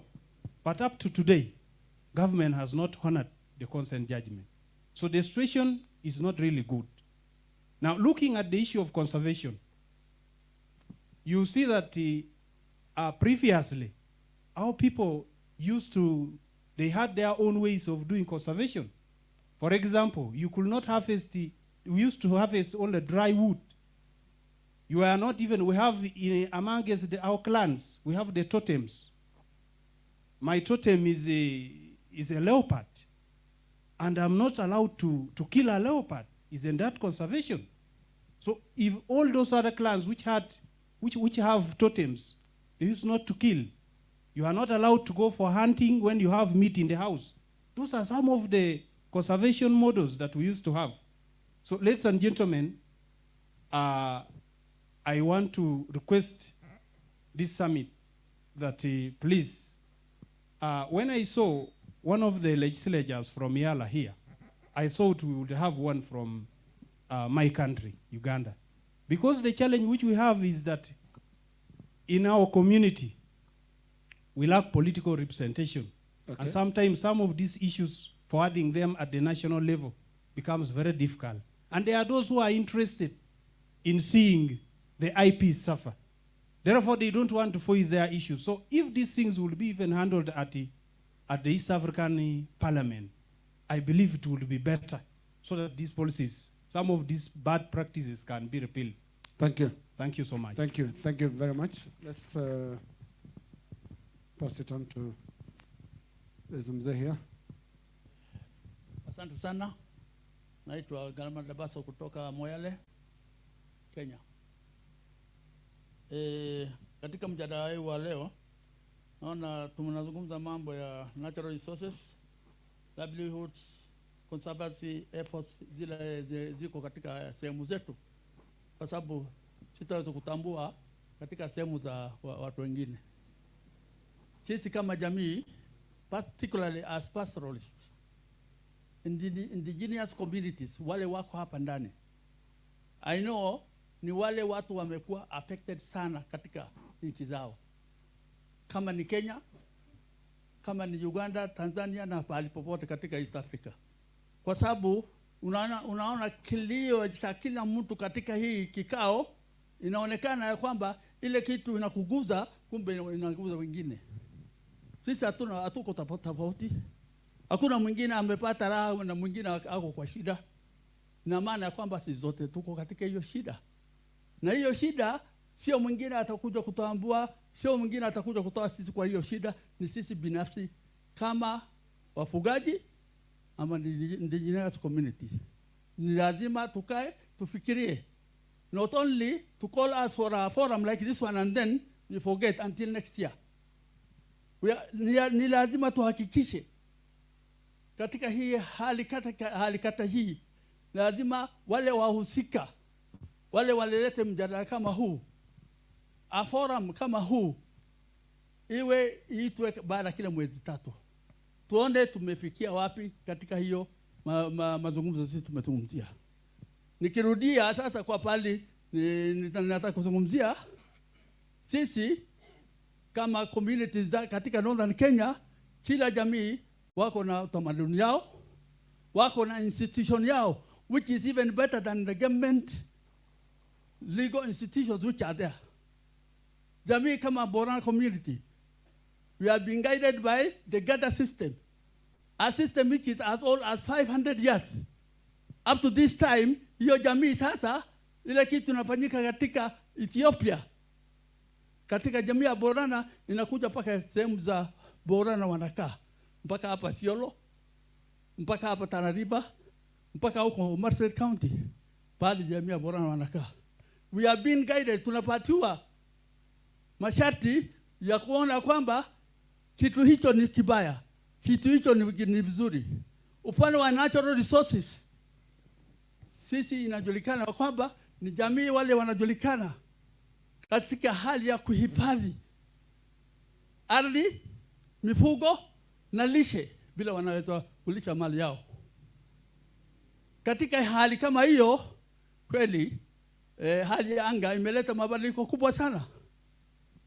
We have got within the community masharti ile wazee wale wamepangwa kwa sababu ya kuangalia maslahi ya kuchunga natural resources, kuchunga maji, kuchunga lishe ziko katika sehemu, kuchunga vile watu wanaweza kukaa na jamii nyingine, which is called the Elder Council. The Elder Council is a combination ya jamii, viongozi katika tabaka mbalimbali, kutoka sub-location, location mpaka district. Hao viongozi ndio wanaangalia kama ni mambo ya kulisha, kama ni mambo ya maji, kama ni watu mambo ya vita, hao ndio wanahusika. Tunawashukuru wale walikuwa wanatuhifadhi katika hiyo hali, kwa sababu tumeendelea katika hiyo hali. Tumeweka bylaws, hata tumeomba serikali iambatishe hiyo bylaws katika legal institutions, ili kama mtu anakuja kutusumbua, tunamsukumia kwa serikali ili action ichukuliwe. Hiyo ni hali moja kujisaidia. Hata mabadiliko kwa hali ya sasa, umeona kwamba katika hii dunia sehemu zile zote za Northern Kenya, pali zamani nyasi iko imepotea kabisa. Kitu gani inajitokeza? Wild spaces, ile miti zile hata ujui ni miti aina gani, nyasi imepotea, mifugo hawana chakula, wacha binadamu. Hiyo mifugo kama wewe utakosa hiyo mifugo, wewe kama binadamu utakuwa nini? The next thing ile itakuja ni mifugo yote imekwisha, then the next person yule atakufa ni wewe. So the government, serikali kama ni county, kama ni serikali kuu, ifikiria kwa haraka njia gani yaweza kuokoa maisha na mifugo ya wale watu wafugaji wako katika Northern Kenya, na pale pengine pale wafugaji wako. Ya mwisho, katika hiyo hali, sio kwamba sisi tuombe kila wakati serikali kuja kutusaidia. We have got run of waters kutoka milima kila wakati, sehemu zote za chemchemi, maji nyingi inakuja kupotea. After 1 month hiyo maji imeisha. Kwa nini serikali haitafuti njia ya kuokoa hawa wafugaji ya kufunga hiyo maji kwa silanga nyingi katika hiyo sehemu, ili hata waweze kufanya a change of livelihood. Badala tu kutegemea mifugo, watafute mbinu nyingine ya kusaidia hawa watu, ili hawa watu wapate maisha ya kujisaidia kwa siku zijazo. Asante sana. Naomba upatie nafasi wengine sasa. Okay, asante sana. Asante. Tuje hapa nyuma tusikilize kina mama pia.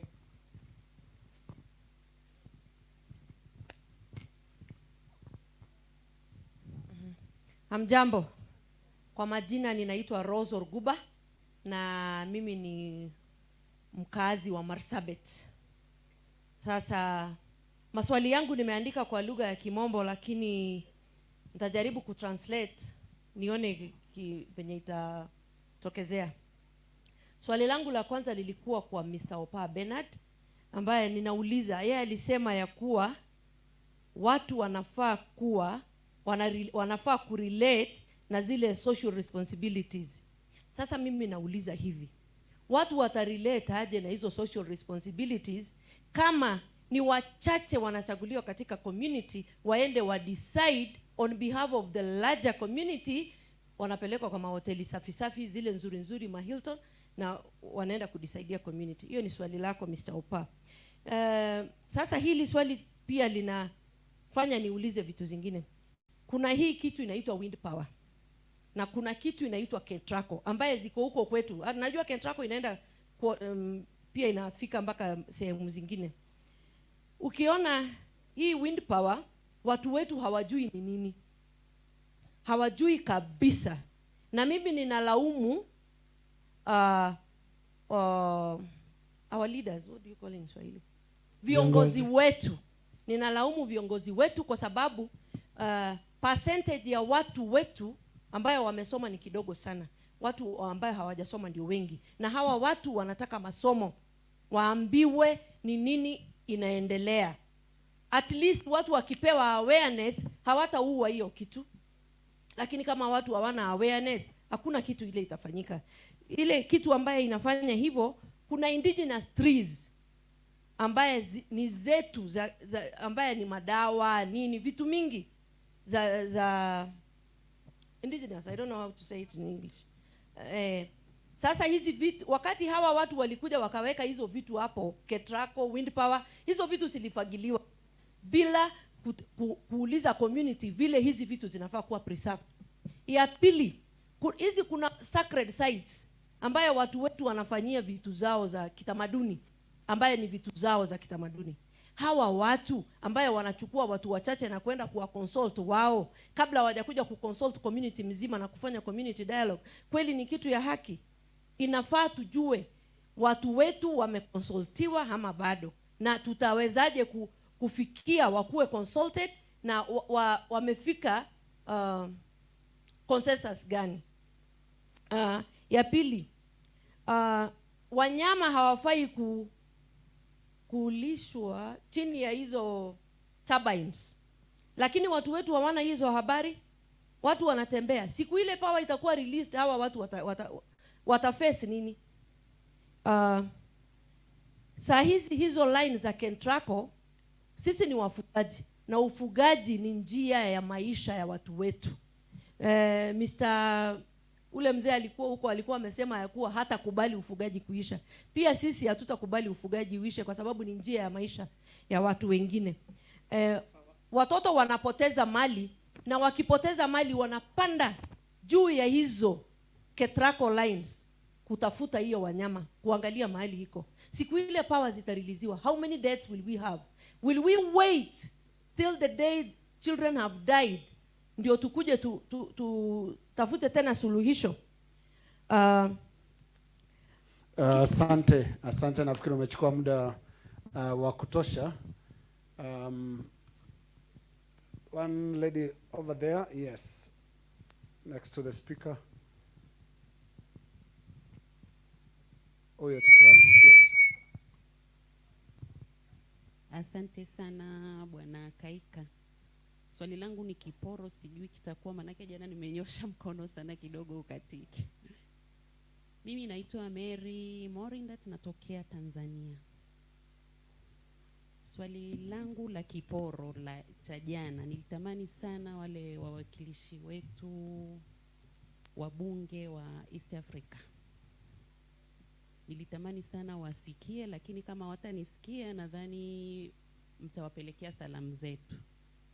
Nimeona kilio chetu ni kimoja kutoka Rwanda, Congo, DRC, Tanzania, Kenya. Tumelia sana na serikali. Sasa nataka kuuliza, serikali ni kina nani na wanafanya nini? Manake serikali ni wawakilishi wetu wale ambao tunawachagua kutoka kwenye maeneo yetu. Tunawapeleka bungeni. Wakifika bungeni kule tena wanachaguliwa kuwa ndo serikali. Sasa huyo serikali ni nani? Ndio nataka kuwapelekea wabunge wale wa East Africa, kwa sababu sisi nadhani tumetoka kwenye nchi mbalimbali. Kwa vile leo hapa nasikia tu sijui mtu wa land, sijui mtu wa nini, lakini bahati nzuri wenzetu wa Kenya mmepata bahati kwa sababu mmeletewa watu wa kusema nao. Na watafikisha salamu zenu au watapeleka pale panapohusika. Lakini kwa sisi ambao tumetoka nchi mbalimbali, hatujaja na watu wetu wa serikali ili wasikie, lakini nadhani wale waliotuleta tutapata zile ripoti, labda tutazipenyeza au wakati mwingine tutatamani sana mkutano uwe Tanzania ili tupate mahali pa kulilia. Kwa hiyo swali langu la wawakilishi wetu, tunawaomba sana wawakilishi wetu watusaidie kutuambia serikali ni kina nani, kwa sababu tunawapeleka wao kule.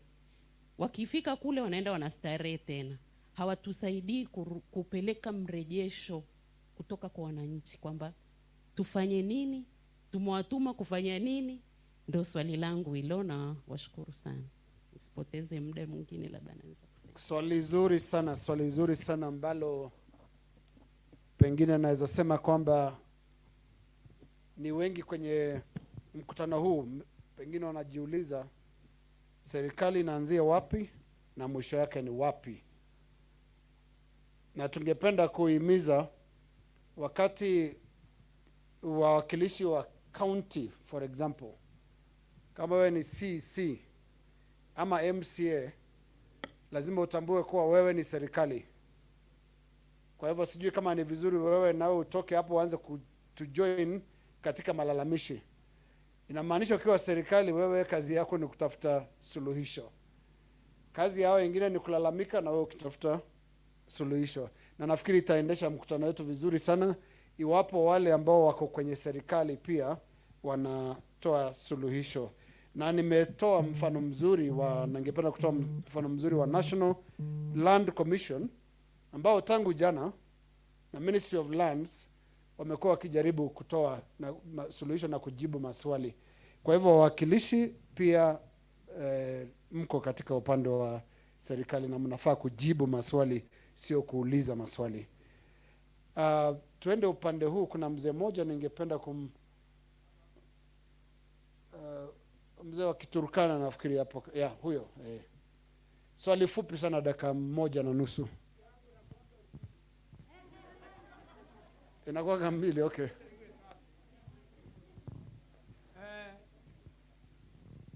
Mimi tumeongea hii kitu mwaka mingi sana. Kama sisi Waturkana tumeteseka mpaka hata jirani Pokoti anataka nganyang'anya sisi ardhi yetu.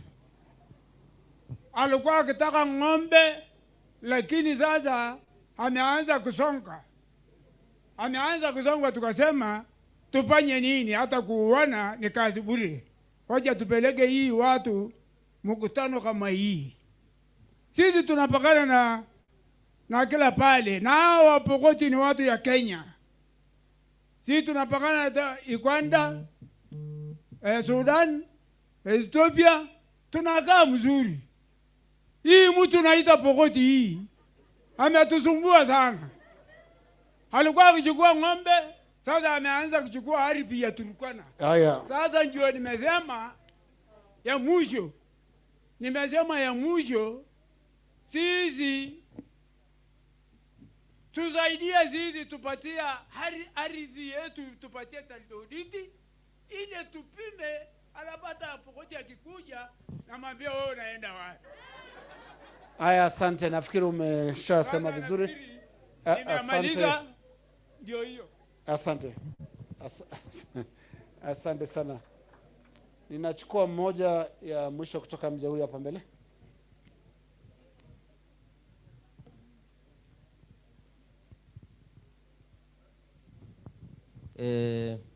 Asante sana Linus kwa kutuelekeza na kunipa muda. Tajaribu kufupisha kwa sababu shughuli ni mingi, wanasema na muda ni mchache. Na nitajaribu kujiconfine kwa ile mada mbili ya leo asubuhi. Maneno ya land na natural resources use. I think sisi wafugaji tunafaa kujipanga kwanza, kwa sababu tukianza kulaumu watu, we must do so with our hands clean. Kwanza lazima tuwe tumejipanga kwanza, ndio tulaumu watu wengine. So we have adequate land, tulikuwa tumesema hivyo na hiyo inajulikana, lakini tumepanga ardhi yetu. Have we planned our land? So mimi ningependelea tuwe na kitu inaitwa land use plan. Tupange ardhi yetu, kama ni mahali pa kuishi, settlement area, kama ni mahali ya kulisha, kama ni shrines, mahali ambao unaenda kufanya utamaduni yako, tuwe na land use plan kwanza. Jambo la pili, tuwe na mapping ya resources yetu.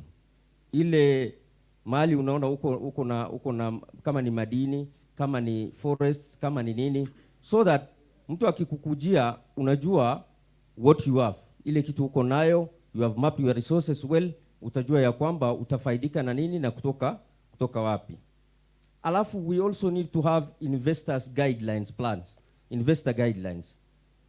Mtu akikukujia, wale wekezaji wakikuja, saa hizi uko tayari kuwa engage.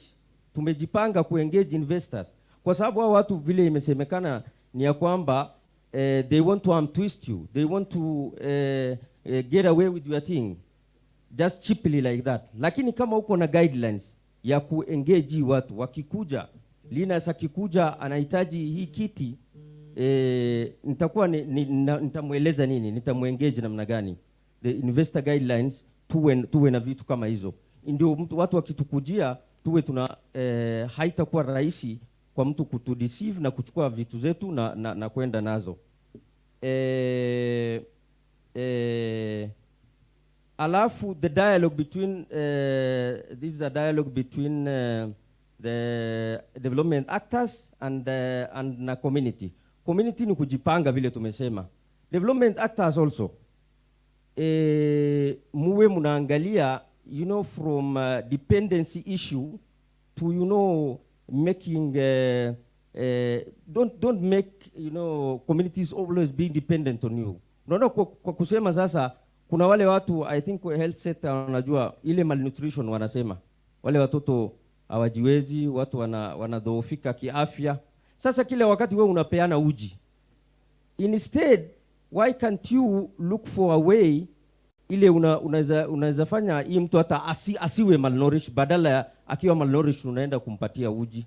Okay. So I think that is it. And then about conservation models, I think we have the best conservation models as pastoralists, imesemwa hapa, and I think we need to document it properly, vile indigenous knowledge ile ilikuwa imesemwa, and we have lots of it. We can go about that. Ultimately ile kitu itawa maybe about the NLC position on land user rights. The most important thing is user rights, imesema. When you can own it, user rights I think becomes you know, a second thing. The first thing is to own your land. So register our land, let's move in that direction, That is the only thing that will going to save us from what we are always talking about. Right. The government is getting very slow on this matter. It has been addressed, it has been said. We will still say it. Let them fast track this. Let them not deliberately delay these things. And we are reading that into it. And then tutaelekea vizuri ikiwa hivyo. Asanteni sana. Thank you very much. Asante. Thank you very much. Let's move the mic to the front here. Ikuja hapa kwa panel yangu because naomba kuwapatia dakika moja ya kutoa maoni yako on the way forward ama njia ya kwenda mbele kuhusiana na indigenous people's conservation models from your communities, the ones you've shared, and also from what you are hearing from the floor. What should be the way forward, starting with you, Lupa? Well, 1 minute. Thank you. Based on experience working with the pastoralists across the border, especially the Turkana and the Karamojong, they have entered into agreements called the Natural Resource Sharing Agreements. That also in 2019 brought in President Museveni and Uhuru Kenyatta to sign a memorandum of understanding between Uganda and Kenya on issues of resource sharing in the border, just because that was the beginning of that local agreement between the two pastoralists to share the resources. Then also what's happening right now is that conservancies, or they call it community wildlife associations, they are beginning to emerge in Uganda, and people are now entering to forming community wildlife associations in order to prevent issues related to human-wildlife conflicts. Understanding the ecosystem and the wildlife movement is going on. Then the other third challenge I want to give the technocrats is that let them begin from their community. Let them begin from their parish or sub-county to register the land. The nonsense of saying the communities are not organized when you personally don't have land title or whatever is not good, is not allowed. Let's begin by ourselves. And then I also want to challenge the technocrats and the policymakers. Go back and read how comfortable is grazing economically. Is grazing economically and a land use practice? And when you read through, you'll also understand that grasslands, 70% of the grasslands store more carbon than the forests and others, meaning that the rangelands are comfortable with issues related to climate change. And you'll know that the extensive systems of livestock keeping is more prominent with the climate change than the industrialized cows that we want to promote. The Muzungu is apologizing for promoting intensive keeping of livestock, but somebody here is saying that's the way to development. So Right. let's stop that and help our people. Thank you. Let's go extensive by allowing people to graze openly, access the natural resources in the game parks, and we have land use plans available for everyone. Thank you. Thank you very much, Lupa. Lupa is from Karamoja region in Uganda. We thank you for sharing your experiences. Let's go to our next speaker from Burundi. Sasa sisi kwetu tunaishi nimeshawaambia kwamba hatuna mashamba, lakini kuna wengi walipambana ili tupate hao mashamba tukaruhusiwa, lakini hatujapata kufika sasa. Ndio sababu nasikia watu wengi wanaishi kwenye mashamba ya serikali. Serikali inawapatia yale mashamba, lakini tunaomba kama hayo mashamba aliyopatiwa na serikali wayamiliki tuyamiliki sisi wenyewe, lakini hawaturuhusu sasa kuyamiliki. Mambo kuhusu pale tunayotoa ule udongo wa kutengeneza uchungu, kufika sasa ni vigumu sana, hatujapata kweli. Sasa nimeshawaambia kwamba kuna wengine tuliokuja pamoja, najua kuna mengine wanaweza kuongezea. Wataongezea katika vikao vya afternoon. Kwa hivyo tunamalizia hapo kwa sasa. Asante sana. Thank you, Linus. The way forward, as my take yenye vile naona, first let's own like it's ours, tuichukulie kama ni yetu, na first ni lazima tukue registered as community land. For Laikipia, I think all the group ranches has transitioned to community land. So lazima to own it, to conserve it holistically. Tuangalie mnyama, tuangalie mifugo, tuangalie binadamu, in a way they all coexist in a friendly way, enye hakuna mtu ataumizwa.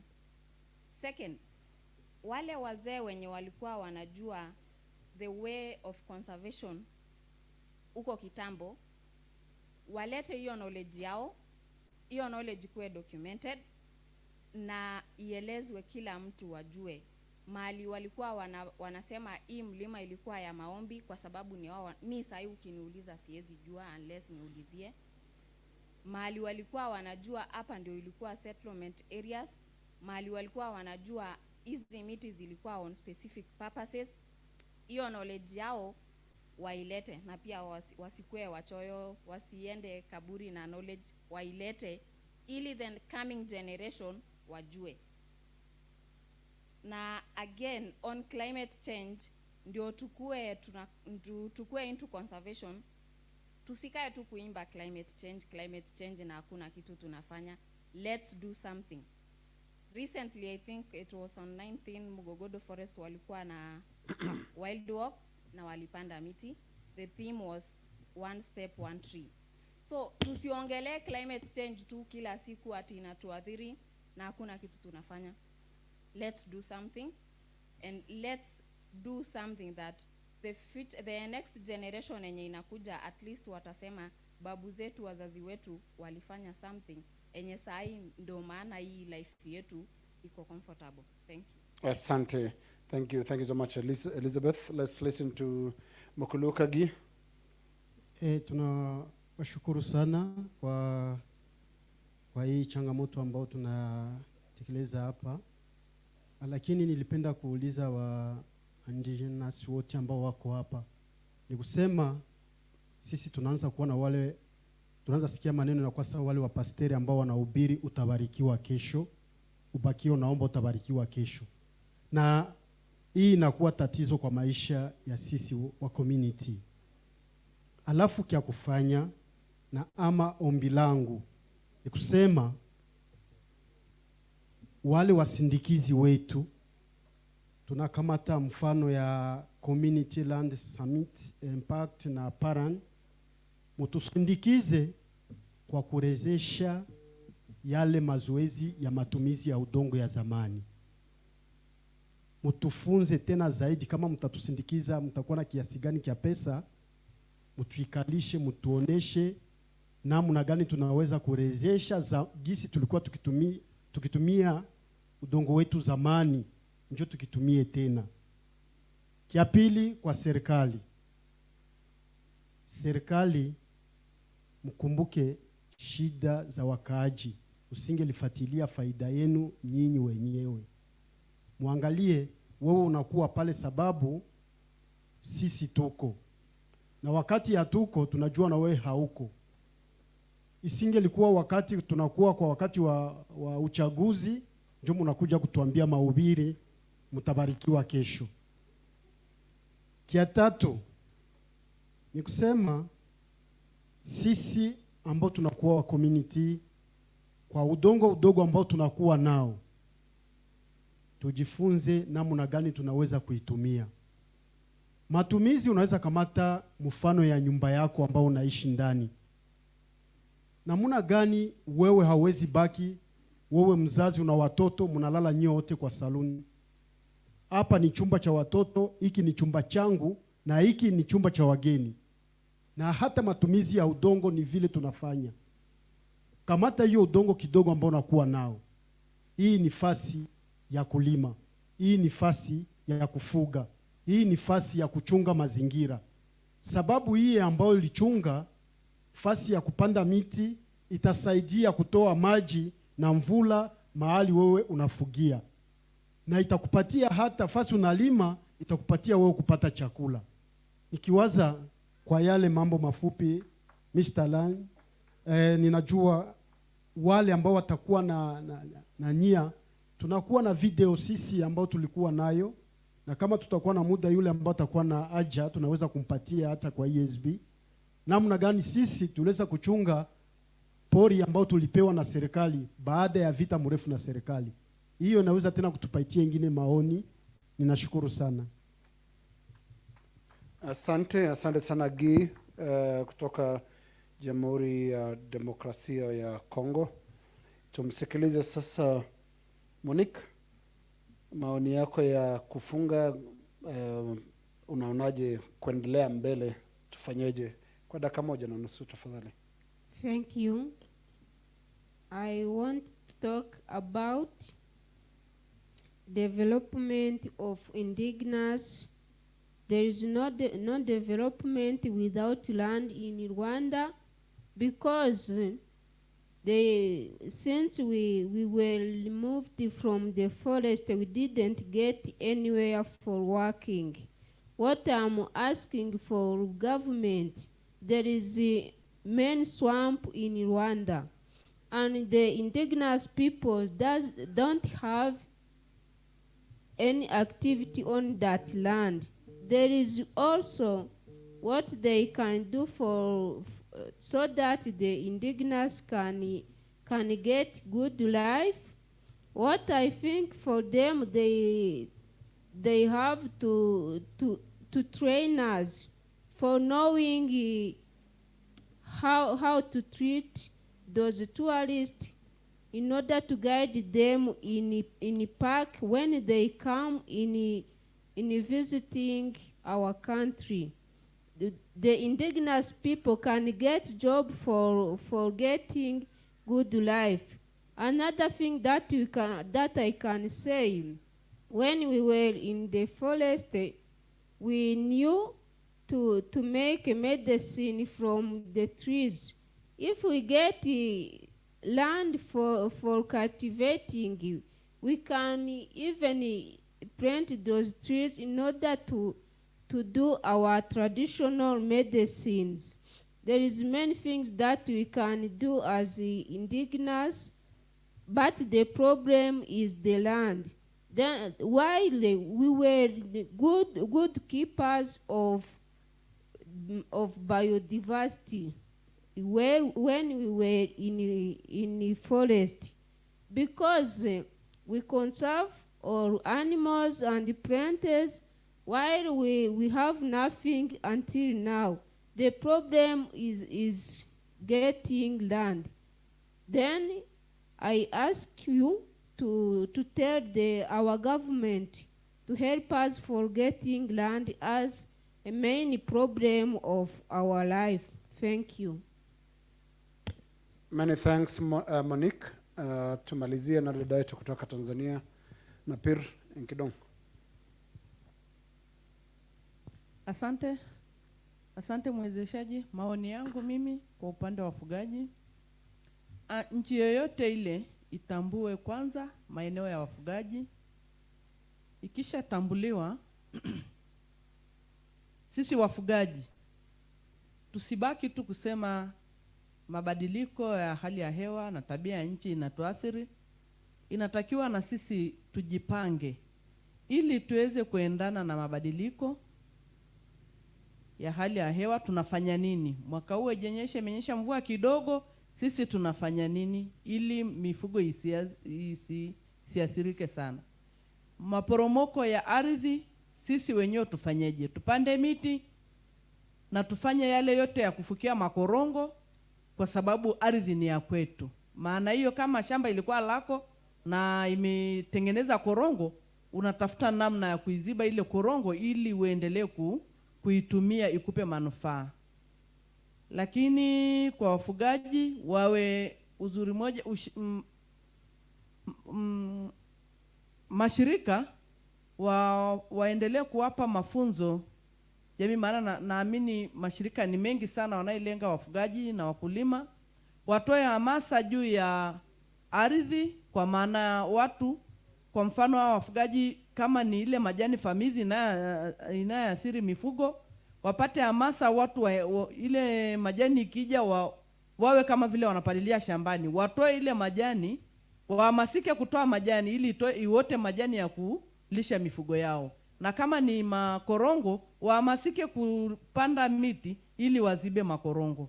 Kwa hiyo kwa ushauri wangu na si watumiaji wa ardhi, kwamba ukishatambua ardhi ni muhimu kwangu, inabidi ujipange namna gani ya kutumia hii ardhi. Maana yake serikali pia kama ardhi umeacha kwa muda mrefu na hujatumia, nao wanakuwa wanashawishika kuchukulia ardhi mapema. Lakini kama ile ardhi unaitumia vizuri, wao nao wanakuwa kidogo wanakuwa pata hofu kukujia kunyang'anya ardhi. Na ukiona ardhi inakataa kitu ambao ulikuwa unafanya, badilisha, fanya kingine. Maana yake ardhi inatumika kwa mambo mengi. Kama ulikuwa unatengeneza chungu, kwa wale wanaitengeneza, ikikataa chungu tengeneza tofali. Ikikataa tofali unatengeneza kitu kingine. Kwa hiyo ardhi inatengeneza vitu vingi sana. Na inatengeneza, unaweza ukapanda vitu vingi ambavyo inakupa manufaa ya kwa mfano kama mazao ambayo unavuna unaenda kuuza. Kwa hiyo ardhi mimi naamini tukitunza na sisi ardhi itakaa vizuri na itatubeba na sisi. Na kwa sisi tuliokuja hapa, tukirudi twendeni tukatoe elimu kwa wale wengi tuliowaacha, kwa sababu sisi wawakilishi tumekuja wachache hapa. Twende tukatoe elimu. Hakikisha hata kama hauna nafasi ya kuita mkutano, pale wanapoita mikutano kwenye vijiji vyetu, unamwomba tu mwenyekiti, naomba nitoe elimu niliyepata kwa namna hii. Unatoa, unahamasisha jamii kwa namna ya kuishi kulingana na hii mabadiliko ya hali ya hewa. Na kwa maeneo yetu kama ile maeneo ambayo watu wanaabudia, waheshimu, serikali heshimu na watu waheshimu. Na wafugaji na tupendane. Tukishapendana kwamba shida yangu ni yako, nadhani hii hali tu ya mabadiliko haitatuumiza sana. Kwa sababu ulichonacho nafuata na nilichonacho na wewe unafuata. Asante sana. Asante sana. Tuwapigie makofi panelists wetu. Wamefanya kazi nzuri sana katika kutuongoza katika majadiliano ya karibu masaa mawili yaliyopita. Ningependa kuelekeza kuhusu sessions za afternoon za baada ya lunch. Kutakuwa na sessions mbili ambazo zitaendelea at the same time pamoja. Session ya kwanza is about community local action and responses to land degradation, drought and other climate change induced hazards. Na hiyo session itasimamiwa na Dr. Clement Lenashuru. Ako wapi? Ako hapo. Huyo ndiye atakuwa moderator wa hiyo afternoon session, na hiyo session itakuwa hapa kwa hii tent, na wawakilishi ambao watakuwa hapa kwenye panel ni Dr. Hassan Roba, yuko ako pale, Kaunda Lembarasio Leramparacio MCA is here, Elizabeth Katushabe kutoka Uganda, she is there, Isaac Salesa Caritas, Isaac utakuwa hapa pia. Kutakuwa na mwakilishi wa DRC pamoja na Henry Parakolwa wa Marsabit County. Ako wapi? Wale wote nimewataja mtakuwa hapa kwenye hii tent. Alafu group ya pili, parallel discussion number 2 is on inclusive or exclusive, the conservation and protected areas in East Africa. Discussants watakuwa Beatrice Lempaira wa NRT, nafikiri alikuwa hapa short while ago, Faith Ngina KWCA ako pale nyuma, Saita Kitonka,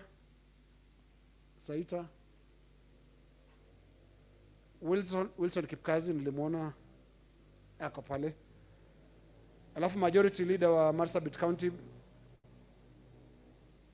ako pale, na mwisho kabisa representative from kikundi cha Natural Justice natural justice.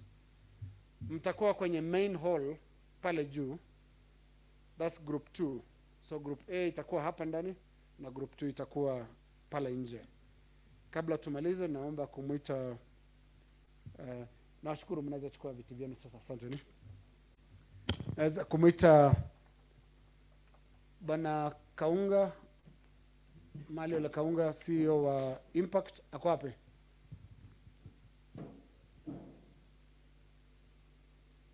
Aje hapa mbele.